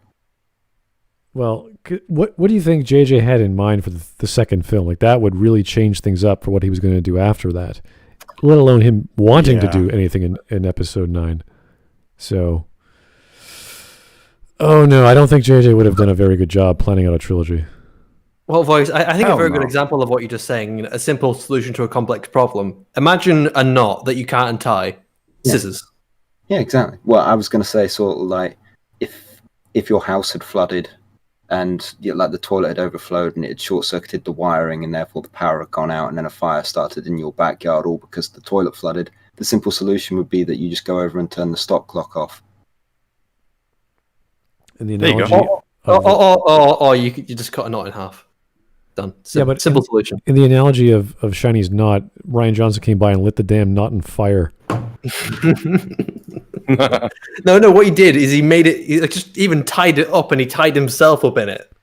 I think he burned it to the ground, really, and there's nothing left to work with. And he's just JJ's like, "What do I do with this? Patch it through. I guess I'll just add stuff to make it a knot again." And you're like, "No, stop." Here's Nova Zero. We need a figure of Athena holding up Medusa's head. Even if she was Vagine. Oh, sorry, if she has Vagine. Plus, Prison High School refers Vagines as a Medusa, eyes down. But yeah, okay, that's a lot of super chat there, sir. Prison High School. That is over the top. Perseus did nothing wrong. Hashtag Perseus did nothing wrong. Yeah. I'm not against beautiful sculptures, but don't invert mythology. Like, there's a reason why we have it. That's why if you go through parts of Italy where they have all these sculptures lying around, they're all specific to a certain mythology, and they've sat there for hundreds of years. There's reasons why. What What I heard about the whole Medusa statue is that it was made specifically for a Me Too project, and it was supposed to specifically shame men. That's why it was made. Really? Yeah, absolutely. Absolutely. That's a stated reason why it was made. I'm not inferring anything. That's what I've heard was a stated reason it was made. If they cut off the head of Poseidon, that'd be cool because he's a god. He did bad things. He deserves to get his comeuppance. I'm totally for that. But a human? I don't know. That's pushing. If that was the story, I don't believe that story though. That is a god slandering story. Yeah. Ovid. Also, it kind of infers that all these Me Too people they relate more with monsters like Medusa. Yeah, that's the thing. Yes, it's a monster. They are monsters. She's a powerful creature who kills people. Like that's what she does. She turns them to stone. She breaks them apart. And this man managed to survive and defeat her. And they turn that around and go, no, the monster won. And you're like, oh, why? That's not a story. Well, this sucks. Yeah, it's just, the end. You're like, oh. Why would you do that? People are monsters, dude! Turn the Gorgons gay. So, the hero died. Oh, fuck. Yeah, the end. Yeah, you know what? They're like, remember Wanted by Mark Millar, the actual comic? Not the Curved Bullet movie, but... no, in the actual comic, the hero of the story is the son of the spoilers, is the son of the villain, basically. And they both have the same abilities. And the father essentially went to all these different dimensions and killed all the heroes in them. So now the villains run everything. And then our guy has to go in there and kill all of the villains. And I think that the thing about that kind of thinking is that even when Mark wants to do this super gritty, shooting a piece of shit in the head kind of story, he still wants the hero to win in the end. But with a lot of these revisions of old myths that are being controlled by these, artists, I don't know what to call them. SJWs sounds 2010 or something. But the point is that these people, they're creating not anti-hero stories, but anti-villain stories, where the villains are the good guys because the morality is inverted. It's like, what if the good guys actually were bad this whole time, and they are, even when they're acting as good guys would. All these woke SJW stories are all revenge fantasies. Nothing is noble about what they do. It's always all right. You go, girl. You slay queen. You kill that man, or something like that. It's always revenge stories, revenge fantasies, not heroic stories. And if we do a revenge fantasy, if you're like, you're trying to avenge your wife? That's so masculine, hetero, whatever. There's probably a reason why she's dead. It's like, what the fuck? I remember them actually even demonizing the movie Peppermint. And it was a woman trying to avenge her husband and dead daughter. So even when it's a woman doing all the killing, when it's a woman doing all the revenge, because she's doing it the wrong way, she's doing it like a right-wing way, they said, that's still bad. She's using guns to get revenge. Guns bad, okay? No. Thing is planned doesn't mean that it will satisfy the fan base. No, we're not talking about fan base, we're talking about quality. And yes, obviously, just because something is planned doesn't mean it's going to be good. But at the same time, you're more likely to do better if you have a coherent plan of what you're going to do. This is the problem I have with JJ. Okay, so if you go turning to Smud for like 5 seconds. If Smud, obviously you're a big food person. So if you're going to like bake a cake, what are you calling him, fat? You want a recipe, don't you? You don't want to just go in there and just I'm going to throw some eggs in there. That's just going to maybe some flour and it's some beans. Just fucking throw those beans in there. Just like mix it all up. It's like no. You have a recipe. You have a plan for what you're going to do. It doesn't mean the cake's going to come out well. It just means that it's more likely to if you have a plan and you stick by it. Generally speaking, you want an experienced baker, and they don't need a recipe because they've done it so many times that they know what works and what doesn't. So if they see a recipe, they say, okay, I see what that recipe is trying to do. I wouldn't do it that way because that's too much sugar, or it's too much flour, or whatever, and they'll modify it to the taste of whoever's ordering the cake. So but they'll still have a plan. They'll have a plan for what they're going to do. They'll know what they're going to do they'll before they actually do it. Right. The idea is like a catalog of like what can you order from the menu, and they'll say, well, I want a fruitcake, but you're not offering. It's like, oh, we can do fruitcakes, but you have to be very specific because I have to then order some fruit and yada, yada, yada. So they are making a plan for something that they don't know how to handle, and then they test. They don't just say, well, I'm going to make one off in the spot. It's like, no. I'll go somewhere else. So you go to the place that makes the fruitcakes, and they have a list, and you assume because they have a list, there's experience and quality behind why a fruitcake costs 20 and another one costs 40. So that's what you look for. A plan for making something, if you're inexperienced, is still better than no plan, but it doesn't prove that you're going to make a good product at the end. So that's the thing with JJ. We saw with episode 7, a lot of things were fine. They hit. There was some beats there that worked, but a lot of it was up in the air and absolutely horrible. So message coming in. If he had more time to make a sequel in episode 8, to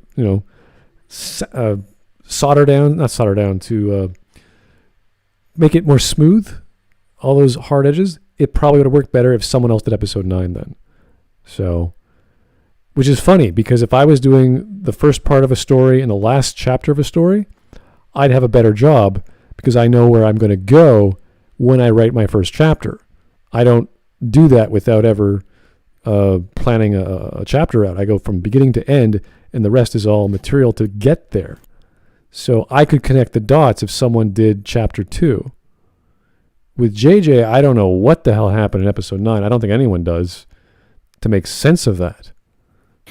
So they did a course correction to Dum Dum Big Dum Dum Fanboys. So yeah, but even if he had a plan, it's like, what writing technique did he have? Like when you say write the ending first, yeah, he certainly didn't use that one because there's no way episode 9 came about before he wrote episode 7. So what plan he had is completely alien to us, and we can only assume there wasn't one.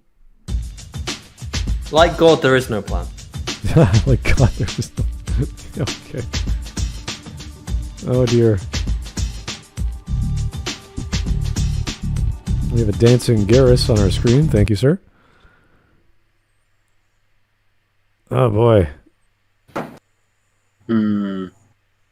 Cake. The reason that Me Too, excuse me, this is from our other super chat stream on Streamlabs. The reason that Me Too deify monsters like Medusa is because they sympathize with her tragic backstory and actively ignore that a tragic past does not absolve you of your current negative actions. Okay, that's an interesting way of looking at monsters. If you want to create an anti-hero, or rather an anti-villain, there's some good in the darkness of these creatures you're trying to overcome. But if they remove the tragedy that makes that villain a tragic character or a dramatic character, you're sort of missing the point of having a monster to slay. You could definitely tell a story about Medusa. That'd be a tragic story. We know how she ends. If you want to turn it on its head, I guess you could work that way with the Iliad. No, sorry, not the Iliad. The Odyssey. If you somehow make the moral of the story where Perseus goes to Medusa and decides not to cheat on his wife or whatever, and he does, and then somehow Medusa's then the protagonist, that could happen. That could work in a certain way. It just would be another plot line. And I don't think Homer or the other writers of the time would ever go that complicated because it would confuse the audience because they're so focused on these trials that Perseus has to go through that what would be the focus of the narrative because he's no longer focused on getting his homeland back. So it can be done, but it's going to be twice as long a story and probably not in the way of a poetic epic that those stories were back in the day.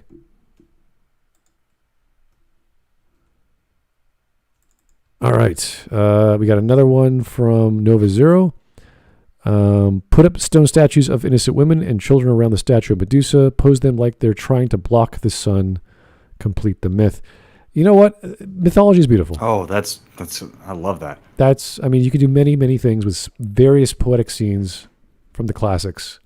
So you can pay an artist who does marble. Well, I don't know. Was it concrete? I can't remember what they were going to bronze that statue. I don't know what they were doing with that stonework, but they can do all sorts of beautiful things with the mythos. And that, it could be from Shakespeare, it could be from Tolkien. You know, pick anything that resonates with an audience and have it put it outside your building or put it outside your theater. And it's a work of art. It attracts people. When you see statues that are beautifully representative of the human figure from mythos, it's gorgeous stuff. So putting it on its head, unless there's a story to go with that, you immediately reject it, because you're like, wait a second, can you imagine Joker cutting off the head of Batman and like that? It wouldn't make sense. It would piss you off. You know, so we don't exemplify villains for a good reason. Anyway, sorry about that. Let's keep going. And planned the 3 films in advance when they bought Lucasfilm in October 2012, Disney most likely would have settled on a plan that a significant number of fans wouldn't have liked in the first place.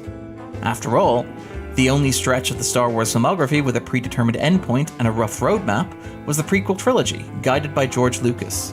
While fandom appears to have retroactively venerated Lucas, and to have softened on the prequel trilogy in general, the initial reaction was so vitriolic that child actor Jake Lloyd described his post-Star Wars... Could you just tell me why they don't care? Well, they're not hazard on the prequels now? Trilogy in general. The initial reaction was so vitriolic that child actor Jake Lloyd described his post-Star Wars life as a living hell, and the media backlash drove actor Ahmed Best to consider ending his own life. As such, a plan is not a guarantee of success. Indeed, in some cases, it can become a trap. What? So wait a minute. So it would have been stupid to have a plan because the backlash?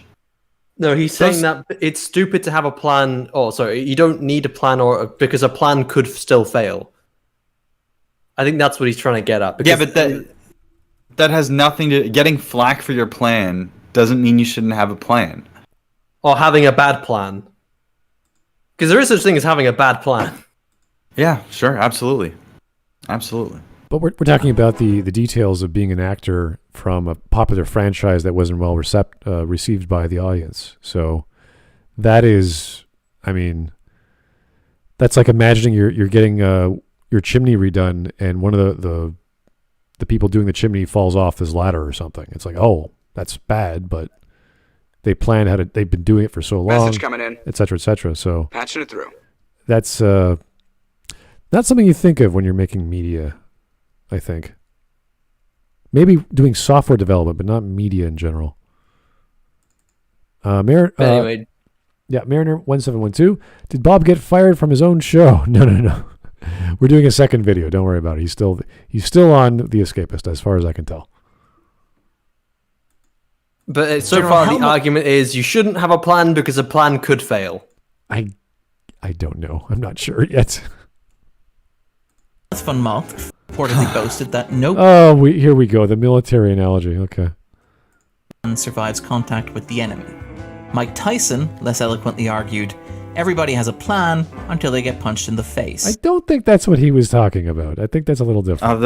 Oh my god, that's the exact same quote as no plan survives contact with the enemy.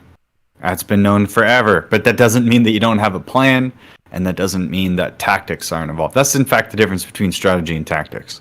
You have a strategy, and then you have tactics to deal with evolving situations. So... But you know what? Military leaders and generals and all that kind of shit still have a fucking plan. They train to do these simulations and what to expect. And they always say, yeah, what we're expecting never happens, but you still train for it. You run drills. You're constantly getting intel. They don't just tell soldiers, oh yeah, just do whatever, because, you know, having a plan, why would you do that? Just do whatever the fuck you want, man. It's just, I don't know, do you want to piss on the ground? I imagine it was horrible back in even post-World War II, where they didn't have enough radio tech or surveillance to get intel of the position of your... Compare that to whatever America does in the Middle East and all their maneuvers. Like, they would have intel like crazy. All these drones, all these spy satellites... forward bases. Like, that's great. You need intel. That's what you're doing most of the time when you're in the field. Gathering intel. Where's the enemy? What's the target? What's our job? Such, it is notable that many of the best serialized narratives were not a result of meticulous planning and careful choreography, but instead of improvisation and innovation on the part of those in creative control. Okay, but we're talking about individual artists, like actors or or visual artists, to say, okay, we're going to make this robot, and George Lucas doesn't know what it's going to look like until he sees it. It's like, okay, this is how Grievous is going to look now. So we got to design his choreography or whatever, or however he structured his movies. I'm not too sure. I remember was Shiny? We watched the design of General Grievous and how he was going to look and all the permutations, and very different than what Message coming in. we were seeing on the screen compared to the original design. Was there a child creature? I can't remember. There was some sort of general that was a child.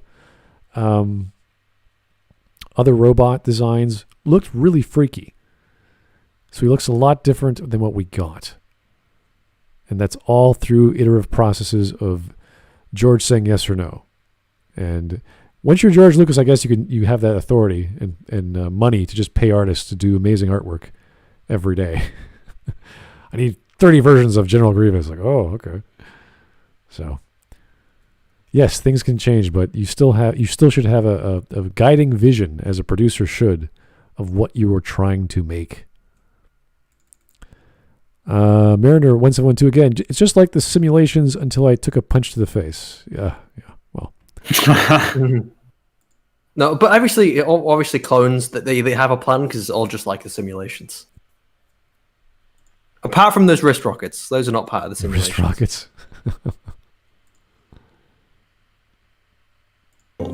George Lucas didn't know that Darth Vader would be the father of Luke Skywalker until several drafts into The Empire Strikes Back. Yes, do you know why? Because he never intended to make a trilogy. He just intended to make A New Hope. So, no, he's talking about Return of the Jedi, though, right?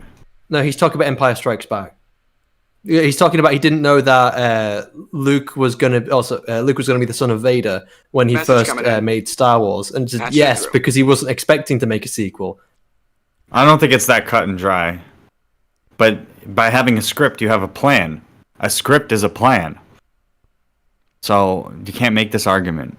You can't plan a trilogy if you don't know you're going to have a trilogy. You have to make all your decisions at the beginning of the plan and stick to that? You can't make any choices? When did anybody say that was the case? Yeah, it's basically a plan is a framework. It's not something written in stone, and you want to hit all the checks on a map from your itinerary. I'm gonna go climb a mountain without a plan, like Everest. See what happens when I get up to 8,000 feet. The whole thing of the whole idea is no plan survives for contact with the enemy. Just to pull on what he was talking about, is that you need to be able to also change your plan on the fly and adapt to situations. That's what that quote is about. The quote doesn't mean don't have a plan. It means you need to be able to adapt. Well, Sun Tzu said that you should go into battle already knowing you're victorious. If you go in without a plan. No, he didn't. That's fake news, okay? Obviously, Sun Tzu said, he who goes into battle without a plan will always win. Is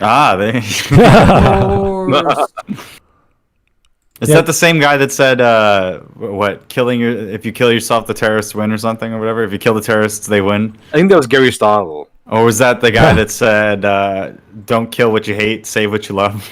And there was Hibble subtleties. What's up with all these suicidal ideologies? Hibble subtleties. Hibble subtleties. Another issue I'd say is the fact that you have a lot more time to come up with a plan for a film than you do for a battle strategy. This is a giant false equivalence. Yeah. In a battle, it's like in hours at most. With a movie, you have months, or should have months. You can have as long as you want. Yeah, you have as long as you want, exactly. As a writer, take 20 years to write a movie if you want. Yeah, as a writer, you are essentially the god of the world you're creating. In a military maneuver, you have the other side, which is an unknown variable, and you have no control over them. So the more control you have, the more power you can exert, and the more things you can enforce if you want to do things a certain way. But things like accidents on a movie set, running out of budget, not planning a budget, that's a horrible idea. Like Ryan did. Yeah. Like Ryan did. Or like David Benioff and D.B. Weiss dropping $10,000 on a staircase. Yeah. There's lots of dumb things you can do in production that waste time and money. So Mm-hmm. You need a plan, guys. The Puerto Rican dream again. Who wants a plan? Raylo is all we really need. Oh yeah. Well. Oh. She can do anything. Plans are like the sun. No. She can fly. She can boat. She can kill Kylo with his own sword. She can bring him back to life. She can come back to life herself. She does it all.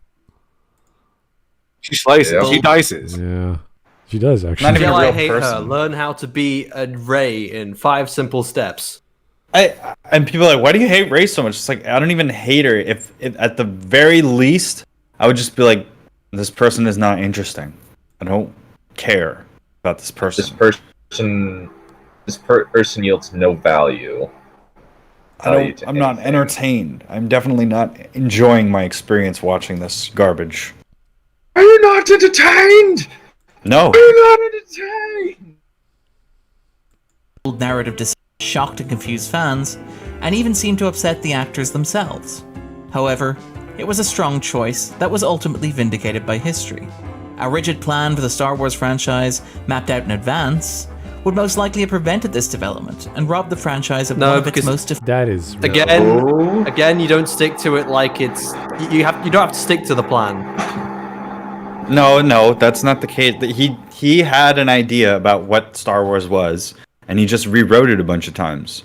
He absolutely had a familial element. If you actually go back and look at the earlier drafts, you can see it.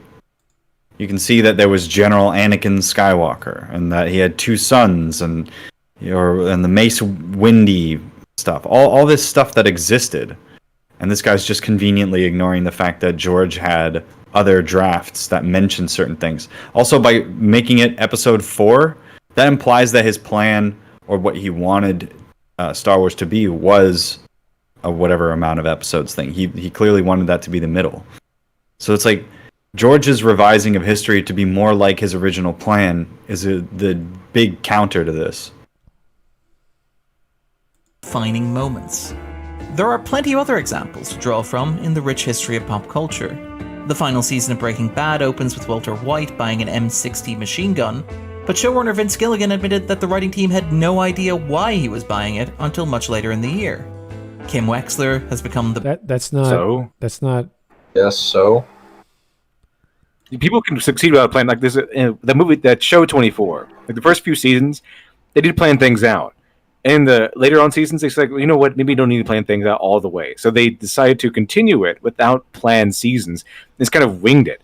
Well, it's a talent either way. Like, just because you have no plan doesn't mean you're going to succeed. But if you have a plan, it can help. You know, there's ways of doing things for both methods. I don't think a writer needs to plan every molecule that he creates. Like Walter White having a gun. It's like, wow, he bought a gun.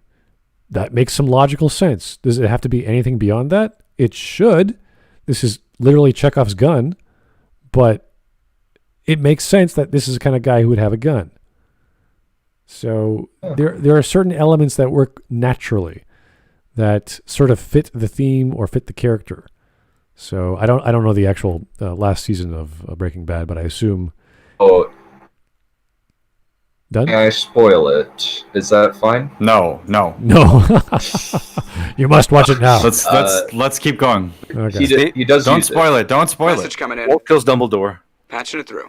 Yeah. Well, if you haven't watched it by now, I don't spoil it. Here's Brady. It's excellent. All right. It's excellent. Here's Brady Burleson. Normally, I would say having a plan is better than not, but I don't think there's any plan created by Disney or Kathleen Kennedy that would have been good. This is the problem I have with JJ.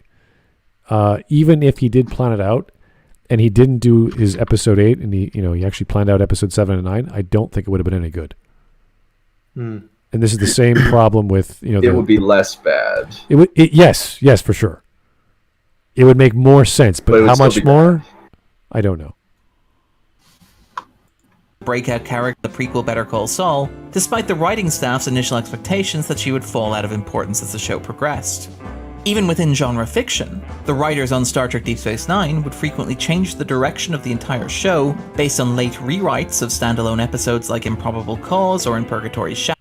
Yeah, but So- in Breaking Bad, he has the creators of it admitted that they had a beginning, middle, and end planned out from the beginning. That's one of the reasons why the show works so well. That Mad Men, Sopranos, all these shows, they have a plan. These are long form TV shows. Like these are this like every episode of Breaking Bad, I believe, is like 45 minutes or so. It's like 45-minute block around there. Exactly. Deep Space Nine around the same time. So you can have like a question being introduced in maybe the first episode of a season, and then not have it answered for maybe 10 episodes, or maybe at the end of the season, or maybe at the end of the last season or something like that. You can have a question being introduced right away, and you're not obligated to answer it until much later. You don't have to answer it until like maybe even the end of the episode, maybe the end of the final season. When you have a trilogy of movies, okay, you can't really do that. You have to be a lot tighter. It has to be a lot more razor sharp and on point. Can you do it without a plan? Sure, but when you have a much shorter span to work with, and you have a lot less room to move around and maneuver, then yeah, it's better to have a plan when you're doing like a trilogy of movies. Much better to have a plan, as opposed to you having a bunch of room, a lot of room, maybe even years worth of content to maneuver that question and find out what the answer to that question is going to be.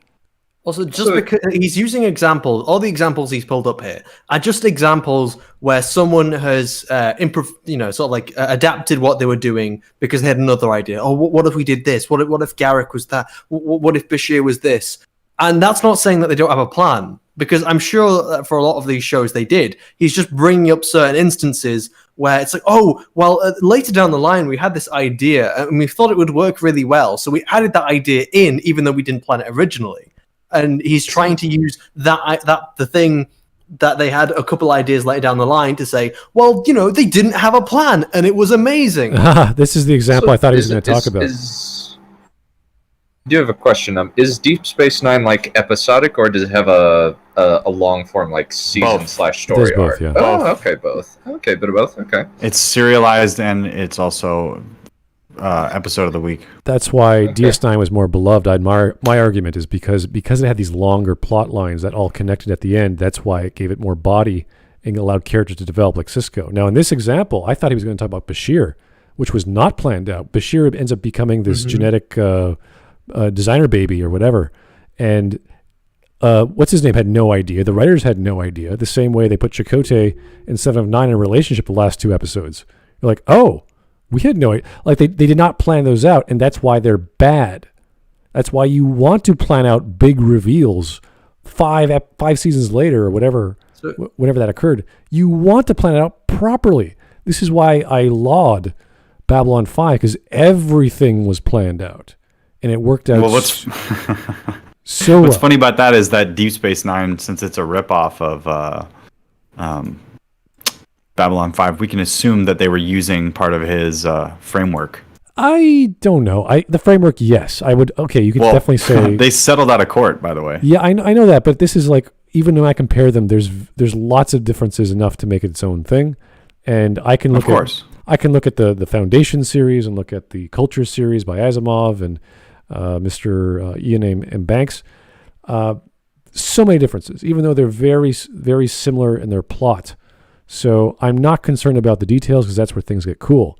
But if they gave definition of Bashir's character, so that in season 5 it was revealed that he's going to be this genetic superior baby, so that when we first see him in season 1 and 2 and 3 and 4, he does these amazing things, and you're like, whoa, Bashir, you're cool. And we don't get that until we get to season 5. It's like, oh, you're one of those modified humans. That would have been the payoff. It would have been, oh, it makes sense. If you watch Bashir from 1 to 4, he's just a guy who's kind of flirting with everyone, and that's he's trying to be a William Riker. I don't know. Whatever. And it's kind of excused because he's saying like, oh, he was trying to hide himself. But the thing is, you can kind of make the connections that maybe he was a little bit better because he had all these. He was pretty good as a doctor when he had to be a doctor. Right. He was really, really good.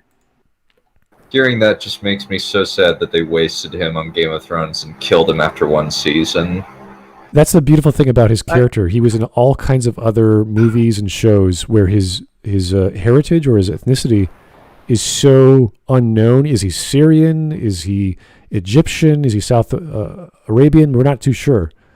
where he originates, and that's the great thing about his look and his sound. So to have that sort of vibe, this unknown sort of variable, him and Jadzia were kind of that seen as those two inclusions of Starfleet, the diversity, the multicultural level, and to not plan it out is like, all you had to do was give him one quality. She's a Trill. This guy's a designer baby. Done. Play with it. Nolan approached his Dark Knight trilogy one film at a time, which allowed him to adapt to events outside the narrative, such as the tragic passing of the thing is, Ledger. the trilogy isn't... Can you pause it if you're going to say some shit? Thank you. Go on. No. The trilogy in the Batman films, it's not really one continuous story in the same way the sequel trilogy is. They're very self-isolated. You're not like continuing the same villains. You're not continuing off the last one in the same way. It's almost like a villain of the week. Like, when you watch Batman the Animated Series, you get like the villain of the week kind of storytelling. And it is its own story. It's its own story. It's its own story. So you don't necessarily need a plan to go through that trilogy. I disagree. I'm going to say that the first movie is really good. Dark Knight has an interesting story, and then Dark Knight Rises is garbage, and it's because they didn't have a plan. They just kind of winged it, and that's why each sequel kind of makes less logical sense as it goes on. Batman Begins is really strong, but it's not as visually or as dramatically as engaging as Dark Knight, and Dark Knight is makes less sense. But as a series, if Nolan kept making movies in that series, they would get continuously worse because they're not really minding his progression. Batman just suddenly comes back and he's old in the third movie, and you're like, what? He's got no knee cartilage. He's been doing all this stuff in between. Why? But why though? What is it that makes it so that the sequence of events in the Dark Knight movies make sense? I don't think that they do. That's my problem. Yeah, I'm not going to say that they're all good, but I'm just saying in concept, you wouldn't necessarily need to plan out this whole trilogy because it's not a continuous story. Inside the narrative, such as the tragic passing of actor Heath Ledger, there's a lot to be said for the dexterity in writing and plotting something on this scale. Had Disney agreed on a plan for the sequel trilogy in October 2012, it seems unlikely that the films would have retained a contemporary cultural resonance. The Rise of Skywalker might have bungled the arc of Kylo Ren, but both The Force Awakens and The Last Jedi were able to use the character as an avatar of, and a window into, cultural shifts that became obvious after Disney purchased Lucasfilm. For better and for worse, The Last Jedi is as much a 2017 movie as the original Star Wars was a 19... What the fuck does that mean? Okay. How is 2017 have anything to do with Star Wars? I'm kind of... The Last Jedi teaches how to fight the alt-right. What is wrong with you? It really doesn't. If you're gonna fight the alt-right with the tactics from what do you call it? TLJ, then I'm joining the alt-right immediately because I know who's gonna win. Yeah. Also, it's not a very good teaching tool considering they lose at the end of that film. Excellent. That's the good part. Was a 1977 movie. They're using asymmetric warfare against a highly organized empire. I think we call those guys terrorists today. When I did it, they were Viet Cong. So The Rise of Skywalker did not need a plan crafted years in advance. What it needed was a bold creative vision and something that was worth saying. You haven't After proved all, that. The Force Awakens and The Last Jedi... Nothing stopping you from doing both. You can do both. You have a plan and a vision. That'll be ideal. The only thing that you can get away with without having a plan, if you're in the scenario of doing these movies, is if you have a writer who's really good at that, who's really good at winging it, because it's its own method, its own talent, its own it's its own way of doing things. So there are different kinds of writers. There are planners. There are discovery writers. If you get a discovery writer who's like really good at this stuff, do it. But the thing about discovery writers is that usually they'll go by the seat of their pants, but they need some sort of revisions, so that, to make it look like they knew what they're doing the entire time. Okay? It'd be a very bad idea to hire a discovery writer and then just take his first draft. Okay, it'd be a very bad idea. Like George R. R. Martin is an example of somebody who's a discovery writer. Same with Stephen King. Oh, really? George Binks. Stephen King is I would not doubt that he's a discovery writer. Have you read his books? He's kind of meanders on for like 10 million words, and then he comes back to the point of the story. I have never, I don't think ever in my life read a Stephen King. It's a I summer. haven't either. I've just seen the miniseries, which are apparently very, very faithful adaptations in a lot of like ways. the movie's It. It was the one with Tim Curry. Those movies, they carve out so much stuff from the book because it's like mostly meaningless. Exactly. That's the weird, and there's so much weird shit that you find out in the book. It's like, oh, and there's a bunch of children having sex. It's like, what the fuck? Why would you want to write that? What are you doing? The child orgy is weird. I don't know why anybody would try it. They wanted to conquer their fear of having sex, so they had sex. It's like, what? Whoa. Oh, and then the fat one had the big pee-pee. Like, what the fuck is wrong with you?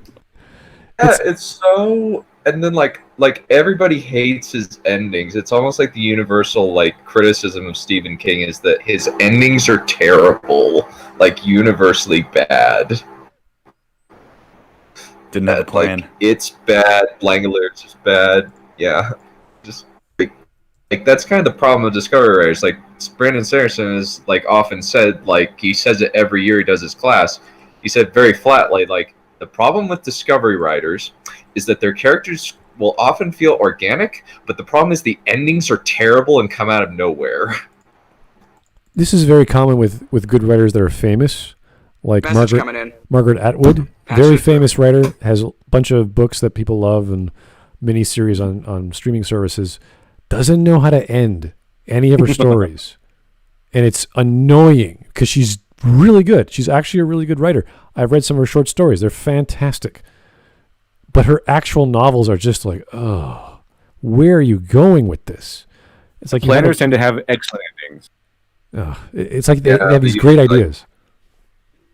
Yeah, usually, but kind of one of the problems with planners sometimes is that their characters kind of feel stagnant. Exactly. There's trade-offs there. There's trade-offs. Yeah. So you got more clinical. Yeah. All right. Here's from Mariner. Here's from Mariner 1712. DS9 did not copy a ripoff B5. I agree. There's some similarities, but they're very superficial. The pitch dates and personnel involved all but make this impossible. If you listen to the biography by JMS, he's pretty much saying when he pitched it, DS9 came out. Setting out of court doesn't mean Paramount was guilty. No, I don't think you're really. I mean, it's. I would have to look at all the similarities. There's not too much.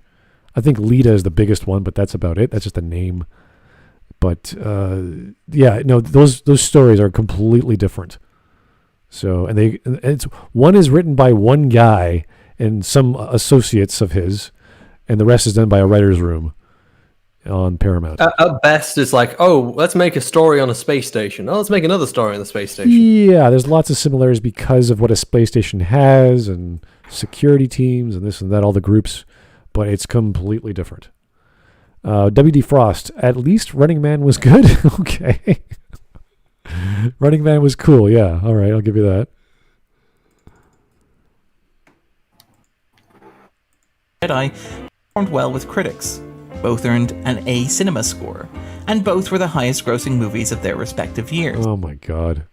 Doesn't mean anything. You don't trust Rotten Tomatoes on its scoring. Look at the thing. Look at what the lineup for that year. We have Beauty and the Beast, the remake, which is bad. Then Fate of the Furious, held as the worst Fast and Furious movie. Despicable Me 3, which is just Blue Sky Studios can't make a good movie to save their lives. And another thing, it's like the box office. It's more of a. It's not an accurate idea of how good that film is, because when you're going in to watch a film, you're in it in a trilogy. It's because of the last film or the films that came before it usually. So it's like, oh, I really liked Force Awakens. Let's see what that Last Jedi film is all about. And then you can see after that Look at the Last Jedi DVD sales and Blu-ray sales. Look at how well Solo did. Then look at how well Rise of Skywalker did, for instance. And we know for a fact that the results of The Last Jedi ended up in a whole panic behind the scenes, and The Rise of Skywalker is evidence enough. The cancellation of all the a story films, because they were going to do all these films. Yeah, the anthology films. It shows that there's a big oh fuck moment they've had, and they've tried to desperately fix it. It's the blood in the water. Up for us. With The Rise of Skywalker, the train came off the tracks. Despite record-breaking pre-sales, the movie had the worst reviews of the live-action Star Wars films, the saga's lowest cinema score for a live-action film. Really? B+. Wow. What standards are these? That's way too generous. That is insane. That's insultingly generous. That is way too... like... How does Solo get an A-? What is going on? What is Solo's boring. Solo has nothing going on. Like I wouldn't say Solo's boring. I would say Solo's shit. And it is boring. It's got terror. The lighting alone is like awful. Train came off the tracks. Despite record-breaking pre-sales, the movie had the worst reviews of the live-action Star Wars films. The saga. All right, so wow, they're all A's. I mean, that's really bad. Oh. I wouldn't trust this rating system. No, what is this rating system anyway? Who did this? What's this? What's the criteria? Hey, look! This website over here says they're good films. Yeah, like well, okay. Why not? You give Last Jedi an A. I completely your rating system is sus. Okay. Yeah. It's an imposter. It's an imposter rating system. All right. I don't know how you compare Rogue One to The Last Jedi and get the same score, but all right. It's all based on subjectivity and no objectivity. I don't know. And then ratings don't really mean anything unless it's you. Like, it's just good for you. Cinema score for a live-action film, the sequel trilogy's lowest box office, and only the 7th highest box office returns of the year in question. The Force Awakens was an exercise in nostalgia, effectively a faithful, and sometimes too faithful, recreation of the original Star Wars. But at least it found something interesting in foregrounding characters who never got to be heroes of a story like this. The franchise's first cinematic female protagonist, a black stormtrooper, and a fighter pilot played by a Guatemalan-American actor. Similarly, the last... He's from Guatemala. Fantastic. Represent Guatemala. They turned him into a drug dealer in the third one because apparently South Americans are all drug dealers. I like how they call him Guatemalan even though he's half Jewish. It's so important. We got to get that Guatemala. Where do you think the Isaac comes from? Look, this is like totally pointless. It's like the first black baseball player to ever star in a movie. The first chef. The other stormtroopers might be black. They just don't take their helmets off. You don't know.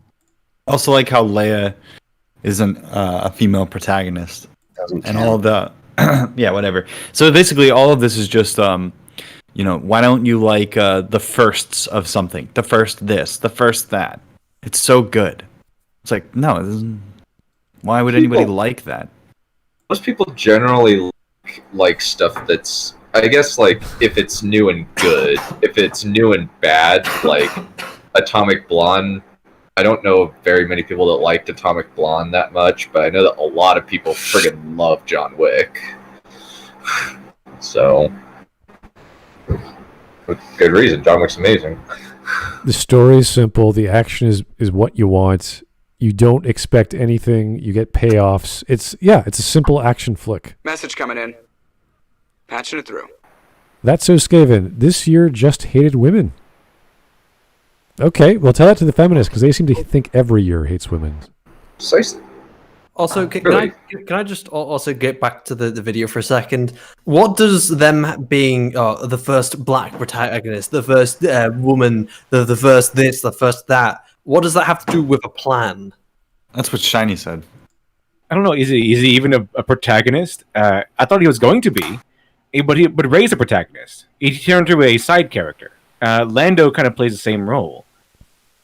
And remember, this is the same person that recently admitted at the beginning of the video that John Boyega is upset they had no plan for colored, characters. Yeah. John Boyega said that they just added him in there because he's black, and not because they had like a place for him.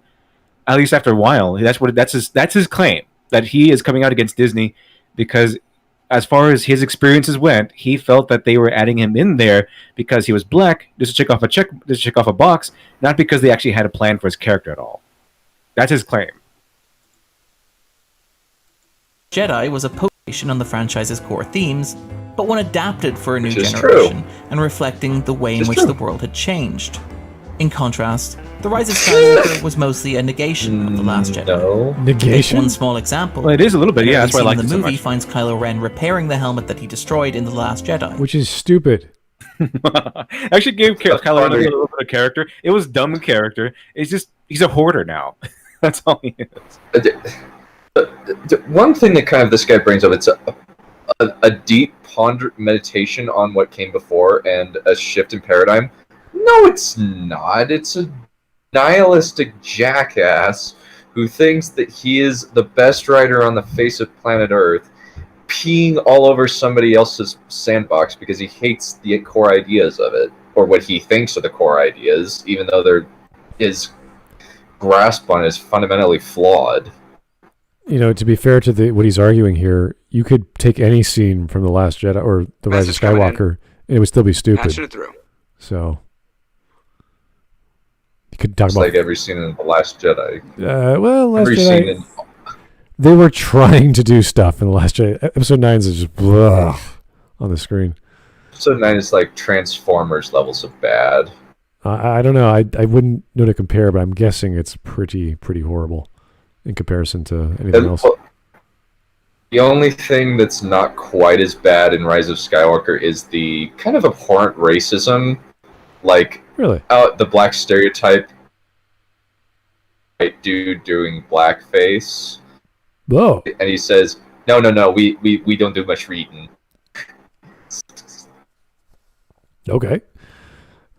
Dead Slash. All the clones are Maori. Doesn't that count? Really? Maori? Maori clones. What are we talking about here? Well, since Tamir Morrison, the guy who plays Jango Fett, is Maori. That's what he's basing it off. Oh. It wouldn't be horrible if they had Jango Fett being played by like a black guy, because then, the clones are being, referred to as a slave army. That would have been horrible. That would have some horrible implications. Now all Maoris are slaves. The Maori slave army that the Republic used.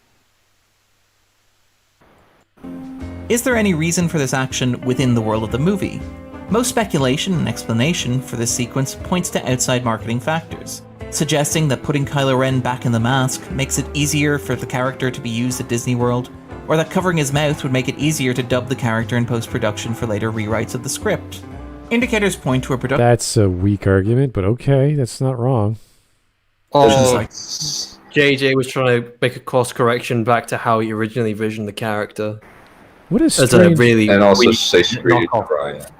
But that's... And also say screw you to Ryan, because that is the ethos of every single second of this movie. But think about it. We put our main character in a mask so we can overdub his voice with whatever we want. It's like, what about the other characters that are talking to him? Smud? Yeah. Hello? You cut out. Oh, sorry. Yeah, you cut out for a second. No, I think it's a silly argument to make that because you put your character in a mask, therefore you can overdub his lines with whatever you want. It's like, no. Unless you don't know what you're doing or what you're trying to set up. Do like Doomcock style. Just have him move around a little bit and then put lines over his movements. So Disney has less quality than a YouTuber. Great. Yes. Walker that was troubled at best. Without resorting to internet conspiracy theories or idle speculation, it is known that director J.J. Abrams inherited the project just 2 years before its scheduled release, and directly following the departure of director Colin Trevorrow. Okay, I think that's plenty of time to work on a script. He's fired. Yeah. would agree. The problem is J.J. Abrams and Chris Terrio are both stupid. They are not intelligent in any way, shape, or form. Trevorrow didn't leave. He was thrown out. Yeah. Due to creative differences.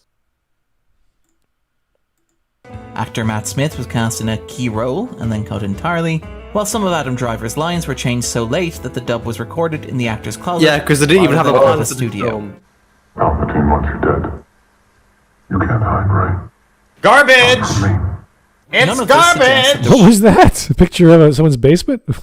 Oh, it's because he was recording his lines in his closet and it's taking the piss out of it. Okay. There was a strong creative vision guiding the rise of Skywalker. Instead, it suggests a film in a state of constant flux. You know, oddly enough, Or that's how Matt Pat records some of his lines in his closet.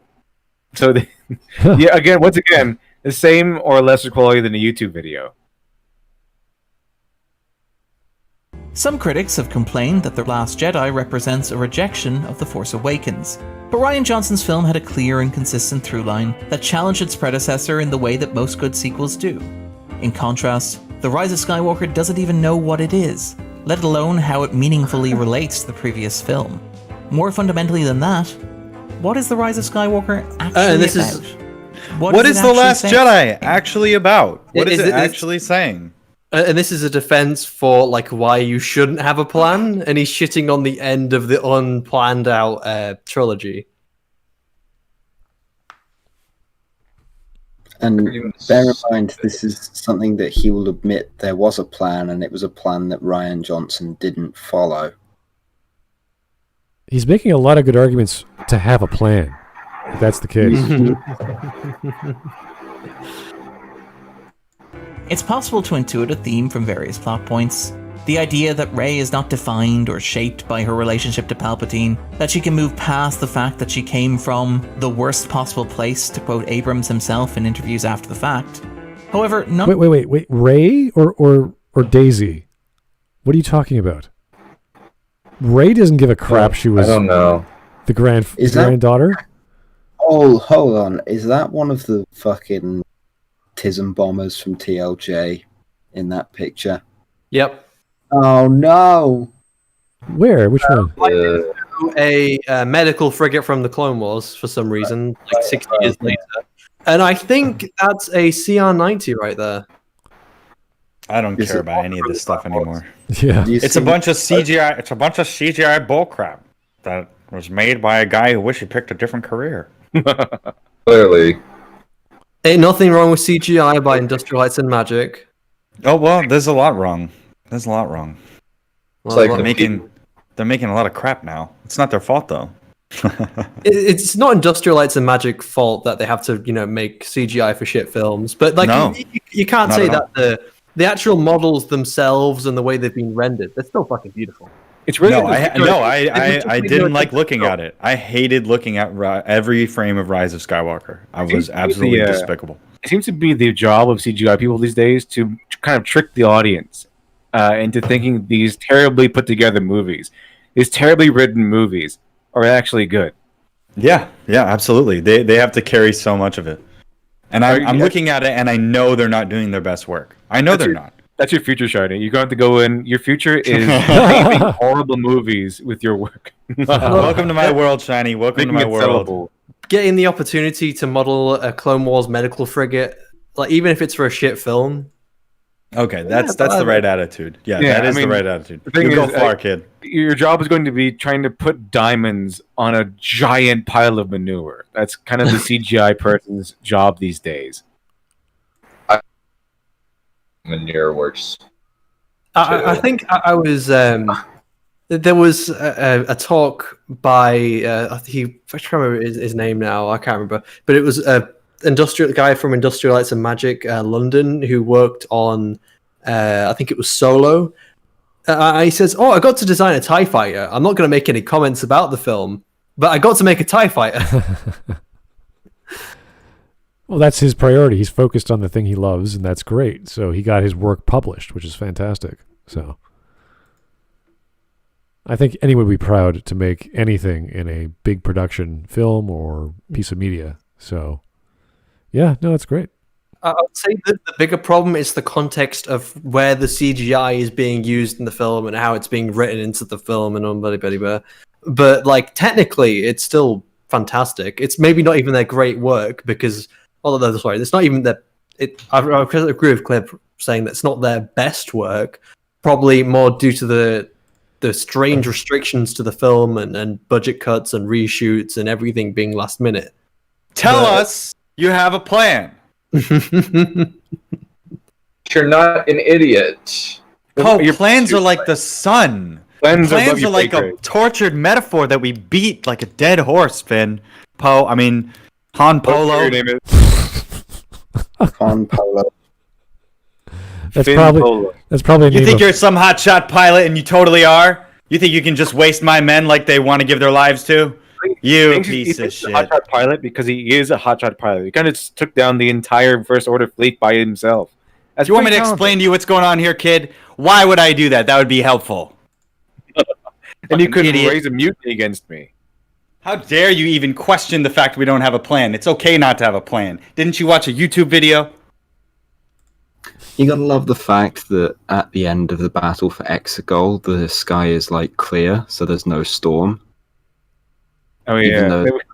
What happened to the storm? Where'd the storm go, guys? Storm that prevented the Star Destroyers from going up. None of the great generals in history, none of them had a plan. Hannibal Barca, no plan. Okay, Napoleon, no plan. Alexander the Great, no plan. Okay, and that's how they all won. Obviously, no plan at all. Disregard their obvious plans that they had, though. To be fair, Napoleon invading Russia in the middle of winter was the dumbest move he could have made. Well, he had a plan. It was a bad one. Yeah, you can still have bad plans. Yes. What's an example of like a badly planned out? Ooh, kind of Game of Thrones was impulsively rewritten last minute, so I can't. This is so bizarre. Like, it seems like something you shouldn't even need to argue for because it's like stupid. It's like, yeah, but you should plan things. What the fuck? It's almost as if he's expecting genius or improv or some sort of creative endeavor that would make something good. And therefore, you should never use this other technique, which does actually do the thing you're supposed to do when you make media, which is figure it out before you go to production, which is kind of what you do with everything. You don't just start making pies. You have to know how to make a pie, or you've done pie before, or there's a recipe to follow, and you know how to knead the bread or whatever. This is silly stuff. This is like someone who's never made something in his life. Like, has he ever made a steak? Or has he ever cooked any meal? Like, you don't just start chopping stuff up and throwing it into a microwave and good luck. No, you don't. You actually have to know how to cook, or you learn. Learning is a plan. You go to school how to do something. You go in and out every day. Oh, that's how you loft. That's how you render. That's how you make texture maps and UVW and unwraps. None of that is actually It's not UVW, it's just UV. UV? Okay, sorry. Instead, The Rise of Skywalker is a hollow confection with a Star Wars shell wrapped around it. It is this emptiness that haunts The Rise of Skywalker, which keeps drawing us to the cynical tie-ins that expand the story, or the imagined alternate versions of it that are lurking in production materials. It is this failure No, they're not imagined. Over... No, they're not imagined. They're actually there. There was a plan. Colin Trevorrow had all these concept designs. They're not imagined. They were an actual plan he had. And they look pretty cool. Like most sketches and from anything, whether you're doing a movie or a video game, look great. And that's why they have them as inspiration. So we can see these storyboards and all these ideas and scripts. We're like, wow, that sounds great on paper. We have no idea how that would be expressed by a director or by a prop guy or what have you. So it looks great on paper, and I agree. Everything, Mass Effect looked great on paper, all the ideas. Then we got to the second game. I was like, have you seen the Mass Effect universe concept art book? Yes. I bought it, and it's like, oh my god, there's so many cool things. There's like a Kai Lang breaking into the Normandy. There's all these other cool concept art things. It's like, oh yeah, those are cool ideas. Shame they were executed poorly. Right, and some of them they didn't even do. Same with we saw a lot from The Rise of Skywalker. A lot of shots of Darth Rey or whatever, her wielding a dual-bladed lightsaber. Looks amazing. Could have been cool. The problem is, it's Rey. And you're like, oh, right. And That's a good character. Yeah, you could keep arguing, well, another plan would have worked better. Yeah, you're right. It's still Rey. It's still Kylo. Unless they figure out their characters in the third chapter, it doesn't really matter. The 2 films leading into it. In truth, the sequel trilogy never needed a particularly detailed plan. Oh my god. Yes, it did. Minutes of explanation as to why it should. Okay, so it didn't have a plan, and it was shit. Shite. It never needed one. Okay. It just needed that other person who doesn't have a plan to write a better story. It's like, what? Well, all right, hey guys, look at like this. The 2 sides look like a BB-8. There's like 2 BB-8s. Oh yeah, I didn't realize. That's so Kino, it's like his shadow, but the shadow is light. This is symbolic because BB-8 is the light of the sequel trilogy. BB-8 represents the scars on Rey's soul. Parts. BB-8 also represents the scars on what's left of the Star Wars trilogy, Star Wars franchise as a whole. So let's just think on top of the heads. Like, okay, things which weren't planned. Anthem. What else? Generally, you have a plan, and there's a lot of things that have like poorly executed plans. Okay, so No Man's Sky version 1. Yeah. Well, even then, I'd say that's more just for like overhypedness than anything else. Better franchises have thrived without one. However, No, The but Rise of Skywalker... okay, give an example. Because you haven't. You've just pointed out, oh, well, this one time in this show, they had an idea and then they changed their original plan. Oh, this other time in this other film, they didn't have this, they had this idea and they changed it, and they didn't have an idea for what they were going to do with this gun. It's like, but what's your point? They had other plans. It doesn't mean the whole show wasn't planned. It doesn't mean that they didn't have a plan for what they were going to do with the first season of Deep Space Nine. They had a tiny bit of, like, they had an idea of roughly how the climax would go. They just didn't know, like, the exact details. Did need a vision. I've been Darren Mooney, and thank you for joining. So it needed a vision. Not a plan. But not, what the hell do you think a vision is, sir? Vision a and vision plan are not dissimilar. Okay, does he mean vision is in like you need a person that has a vision? That's the producer. He has a vision given to him by a creative or like a writer or someone. He takes that vision. I'm going to make this. I got to get the right director. I got to get the right actors. I got to do da-da-da-da. I got to get them all together. And we're going to have a plan where these scenes are planned out and we fill them in a certain order. The vision becomes the plan. This dude is not thinking like 2 steps. Like he has like, it takes like 10 steps to build a house. He's thinking the first 2 steps. And he's going, well, the vision is the end of the road. It's like, that's the last step. It's like, no. I bet he thought that was a really clever line as well. It didn't need a plan, but it did need a vision. That's the perfect way to put it, despite the fact that makes no sense. You're planning a trip to get to Italy. That's the end goal, but you still have to know how to get to Italy. And the plane needs to know to make its stops and refuel and whatever. Oh.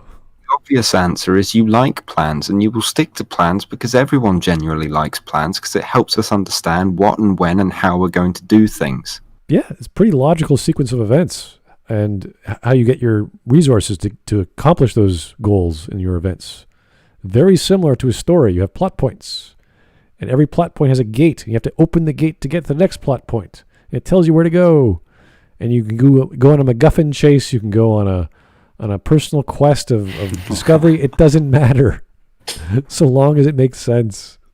It's planned out. The plots make sense. That's all. Message coming in. Oh, we could argue about this all night, but such a simple video to take apart. So, We have another super chat. Thank you, Mariner. NMS reached this hype level of gameplay within 3 years. No Man's Sky. Yes. The sequel trilogy couldn't reach AOTC levels of quality within 4. Really? Huh. Attack of the Clones? Yeah, comparing that one movie to the sequel trilogy. That's interesting. Trying to think about that gameplay. Well, we beat the Escapist in a double feature. I don't know if this is what the Escapist is producing as videos. This is not a good sign. I don't think they're going to. This is the sign that I want to escape. Yeah. I mean, there's a reason why Yahtzee is holding the whole site up on his shoulders. Oh, yeah. This is so vapid. So this was uploaded on September the 28th. It's got about 20,000 views, and it's got 1K upvotes and 310 downvotes. And then they just comment. The top comment is, "Plans are useless, but planning is essential." No. No. He's quoting the video. I know, it's just ridiculous. What he's trying to get away with. It's such a coping mechanism. I guess to steal Mana's argument, it's basically you should have a general idea of what it's about, but you don't need to plan every single detail. But the problem is he's failing to articulate that so royally that we just think that you're an idiot. Yeah. Again, another top comment, plan ahead, but change your plan according to the circumstances. We don't need a budget. We don't need a budget. We'll just wing it. David V then replies, is like, that's what they did. It's like, no. All right, so I think we could all learn that, yes, you should plan out parts of your life, let alone parts of your stories. Parts of everything you do should be imagined, have a vision for what you want to do, have an end goal, and then you actually do a framework of how to get there. So yeah. Hot tip: have a plan for your life. That's a great idea. Yes, by the time you're 30, do this. Right? Yeah. Otherwise, you're going to be like 30 years old, and you're not really going to do anything.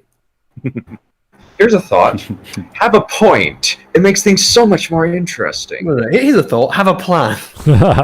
Our second one, yeah. That too. Yeah. Circular logic. Here's a plan. Have a thought. No. It's have a thought as in THOT. Yeah. Oh. Hey. Well, if you have a plan out how you get the money to get the thought. Scarface method, I guess. Yeah, that's exactly what I was thinking, LiteratureDevil. First you get the sugar, then you get the women. You get the power. Gotta get the power. Yeah. I like Frank. I like the cut version of Scarface. It's fantastic. This down is like a great big turkey. It's waiting to be plucked.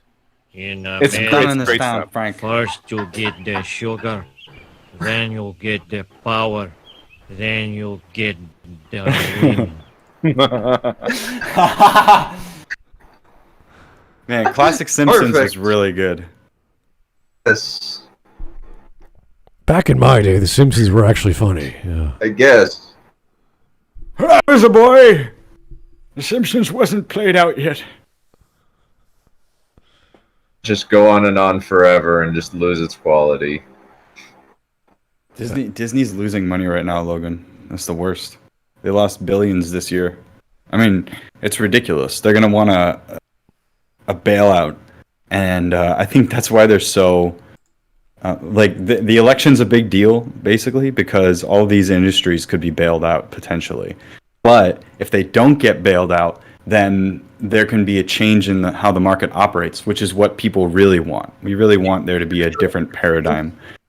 That like this. Let me look at what Disney is. This shutdown has given people enough time to think about how the media is, and it's given this lull, I feel like, for a lot of content. Stuff that I think it was interesting that Movie Bob had mentioned, the stuff that was in the can they were still releasing, but they're trying to figure out when they were going to release it. And it's not looking good. So I'm heavily interested in the game now, if the money pool is smaller, is who gets to stay on the island, right? Who gets cut from the island? Who has a golden parachute? Oh gosh, Disney's up to 124 per stock. Oh, when it used to be 88. Well, that was that's good. That's a $40 increase. Well, that's like that's like what changed. That's like a 50% increase. It's really insane. I think you're comparing it to March 23rd, which was the big drop that everyone felt in the stock market. So this year for Disney still has been. Yeah, it's getting kind of rocky, but if you look at the current, I don't know, 3 months, it's kind of been going up. So that darn Trump is making a recovery. Everything's getting more expensive to buy. Past 2 months, or sorry, the past 2 weeks have been pretty good in general. So curse you. This week we don't know what's going to happen. We're not going to talk about stocks because I can do that, but we're not going to do that today because that's a waste of everyone's time. But no. It's another conversation. Talking about investment is a whole other ballgame, and I'm sure not everyone's involved in that. So, I think Light Yagami put it the best. I was saying he put it the best. I just want my entertainment to not be woke garbage anymore. So if all the companies in Hollywood go bankrupt, I thought you were talking about the actual Light Yagami, like from Death Note. What? I don't remember him saying that. When I become God of the New World, Disney's not going to suck. That's when I became the God of the New World. I'm going to just get rid of all the woke stuff.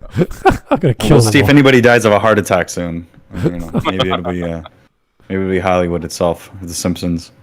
So Glib. So what you're saying is sometimes a house is so infested with termites. Oh yeah. You must demolish the house. No, I don't think so. I don't think so. The problem is that like the physical mechanics of Hollywood, they work fine. The problem is the people that are getting the money and getting the ideas done. They all are like, yeah, let's make it one of 6 stories. I'm just like, oh man, I'm so bored. Can we do something else? No. The woman is not sexual at all. She has no boyfriend. Oh shit. All right. Well, that's not going to be interesting. And she's in charge. And then the older woman is a previous star, and she's like Mama Bear. And oh god, this is going to be terrible. And then the little girl, she's going to be like the next generation, so that we can inspire little girls to be action stars. Oh, what movie are we making again? Oh, it's Terminator.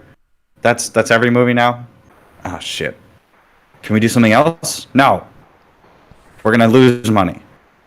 It's like that. That's the paradigm. That every time I look at Hollywood, that's what I feel like is happening. It's like, oh, Dear White People #2 or whatever. And how often do we just get a movie that is, hey, I want to make a cowboy movie. I want to make a movie about a guy that is lonely and he likes fishing, and then that leads him into a deep sea monster thing that leads to Cthulhu or something. Like, oh no, that's too creative. What about a love story between a heterosexual couple in the Midwest? Nope. Just do something. It's like I'm poking, like, there's a guy on stage and he wants, like, money. And I'm like, do something entertaining. Keep poking him with a stick. Maybe they'll do something. Here we are now. Entertain us. Oh, no. Hurry up and play Lithium. Mr. M, hopefully Trump fires Disney. If anything, if they do re-elect Trump, he'll probably lower taxes again, and everyone's going to be a little happier. So, I would be, yeah. I think everyone, would be happier, except the left, because they want to be taxed for some weird reason. I don't know why. And I don't know why, but it's like a fetish for being taxed. It's like that FinDom stuff. It makes no sense. I'm so rich. I wish everyone could be less rich. Like, what? Why? Anyway, yes, we'll talk about stocks another day. We'll talk about Deep Space Nine another day and other topics, which we'll cover. I might have a game night in another 20 minutes, so stick around if you guys want to see that. But thanks, everyone, for the full house. Do appreciate your time and insight into these 2 wonderful videos from The Escapist. Didn't know we were doing 2 tonight. But wow, that was... special. That was an experience. I don't know if it was a good one, but it was an experience. So thanks. Boobiebump wasn't as bad as he normally is. Slowed down to reasonable, consumable levels. Yeah, that's for sure. I disagree. I think that was one of the most bland, nothing videos he's ever done. Oh, he does a lot of those, so that's okay. He says a lot of we love complaints. You could always, if you everyone should go.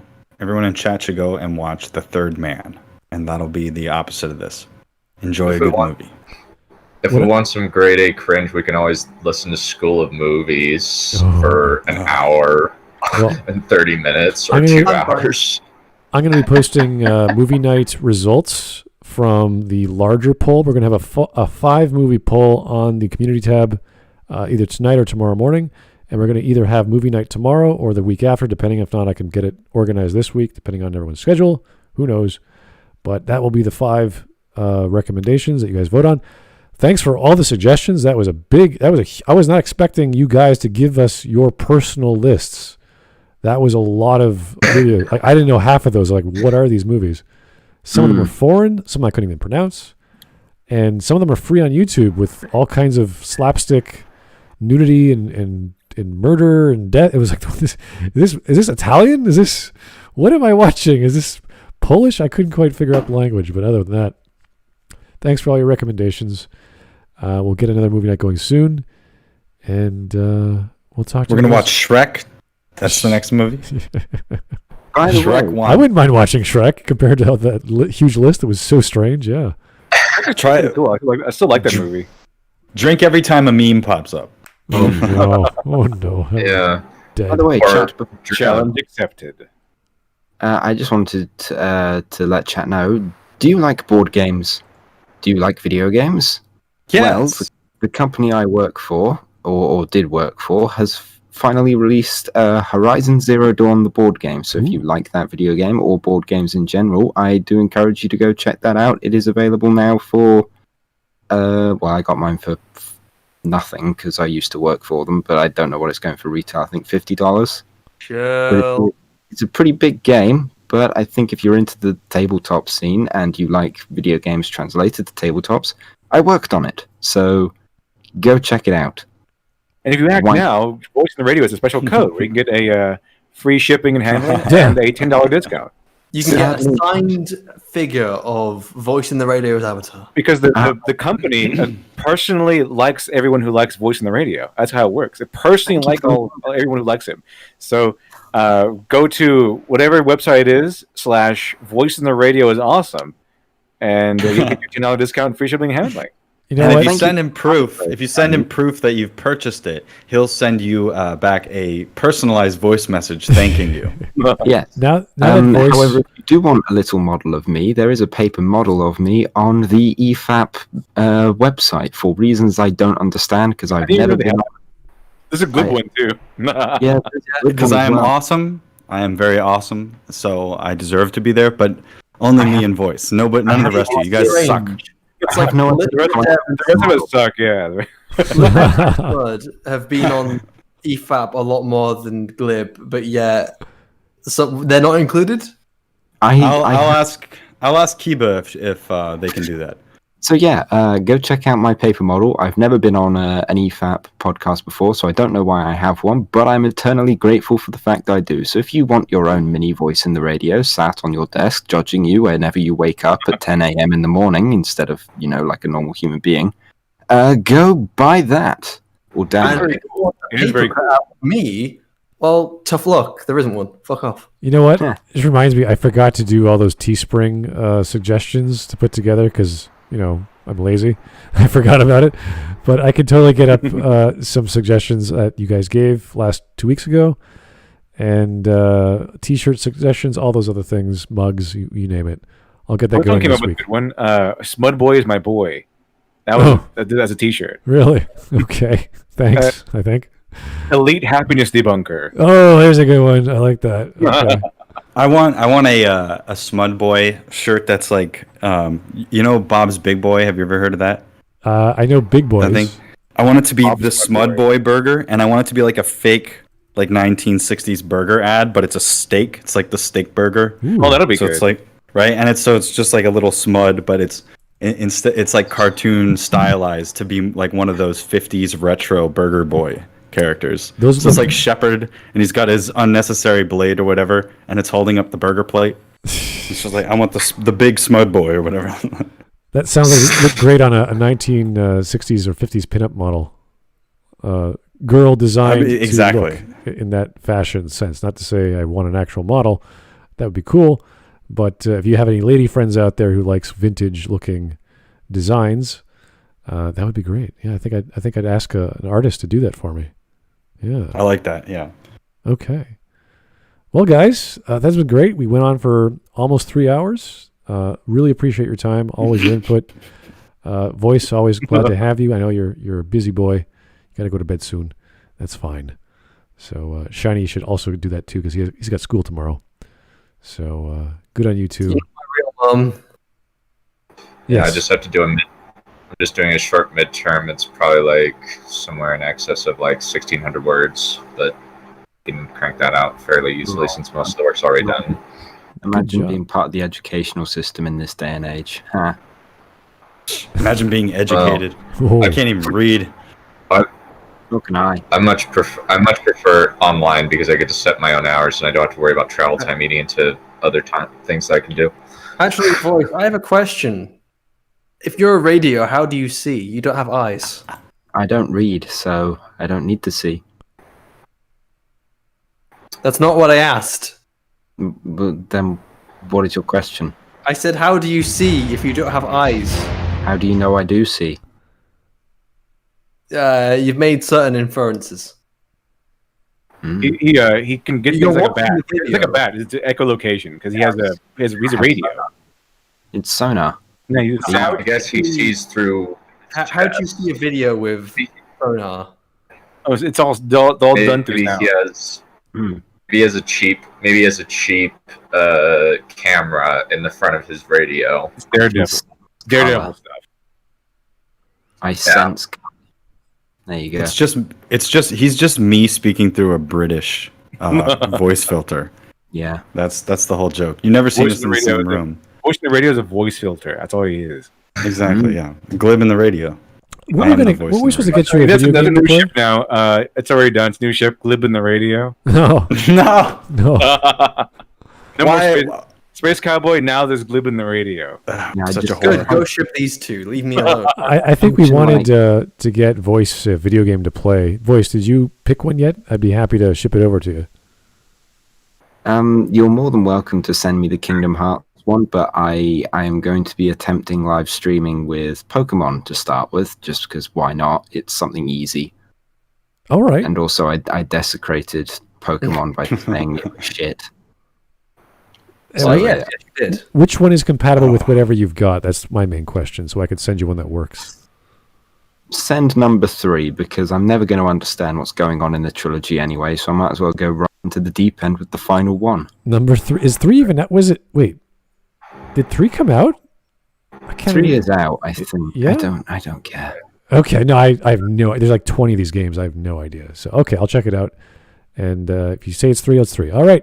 I know because people wanted to see you play or someone play Kingdom Hearts, and I was like, okay, well, you're the guy to do that. Well, if you can get 1.5 and 2.5 on PS4, then yes, I will do it that way. Oh, that might be better. I'll unplug my radio and plug it into the PS4.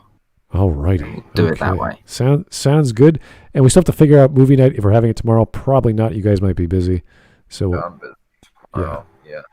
So we're gonna plan it for another day, but very soon we'll have a result tomorrow afternoon, hopefully, of what we're watching for movie night. So thanks all you guys' suggestions. Stay tuned for that poll on the community tab, and we'll see you real soon. Have a great night. Reality's an illusion. Buy gold. Bye.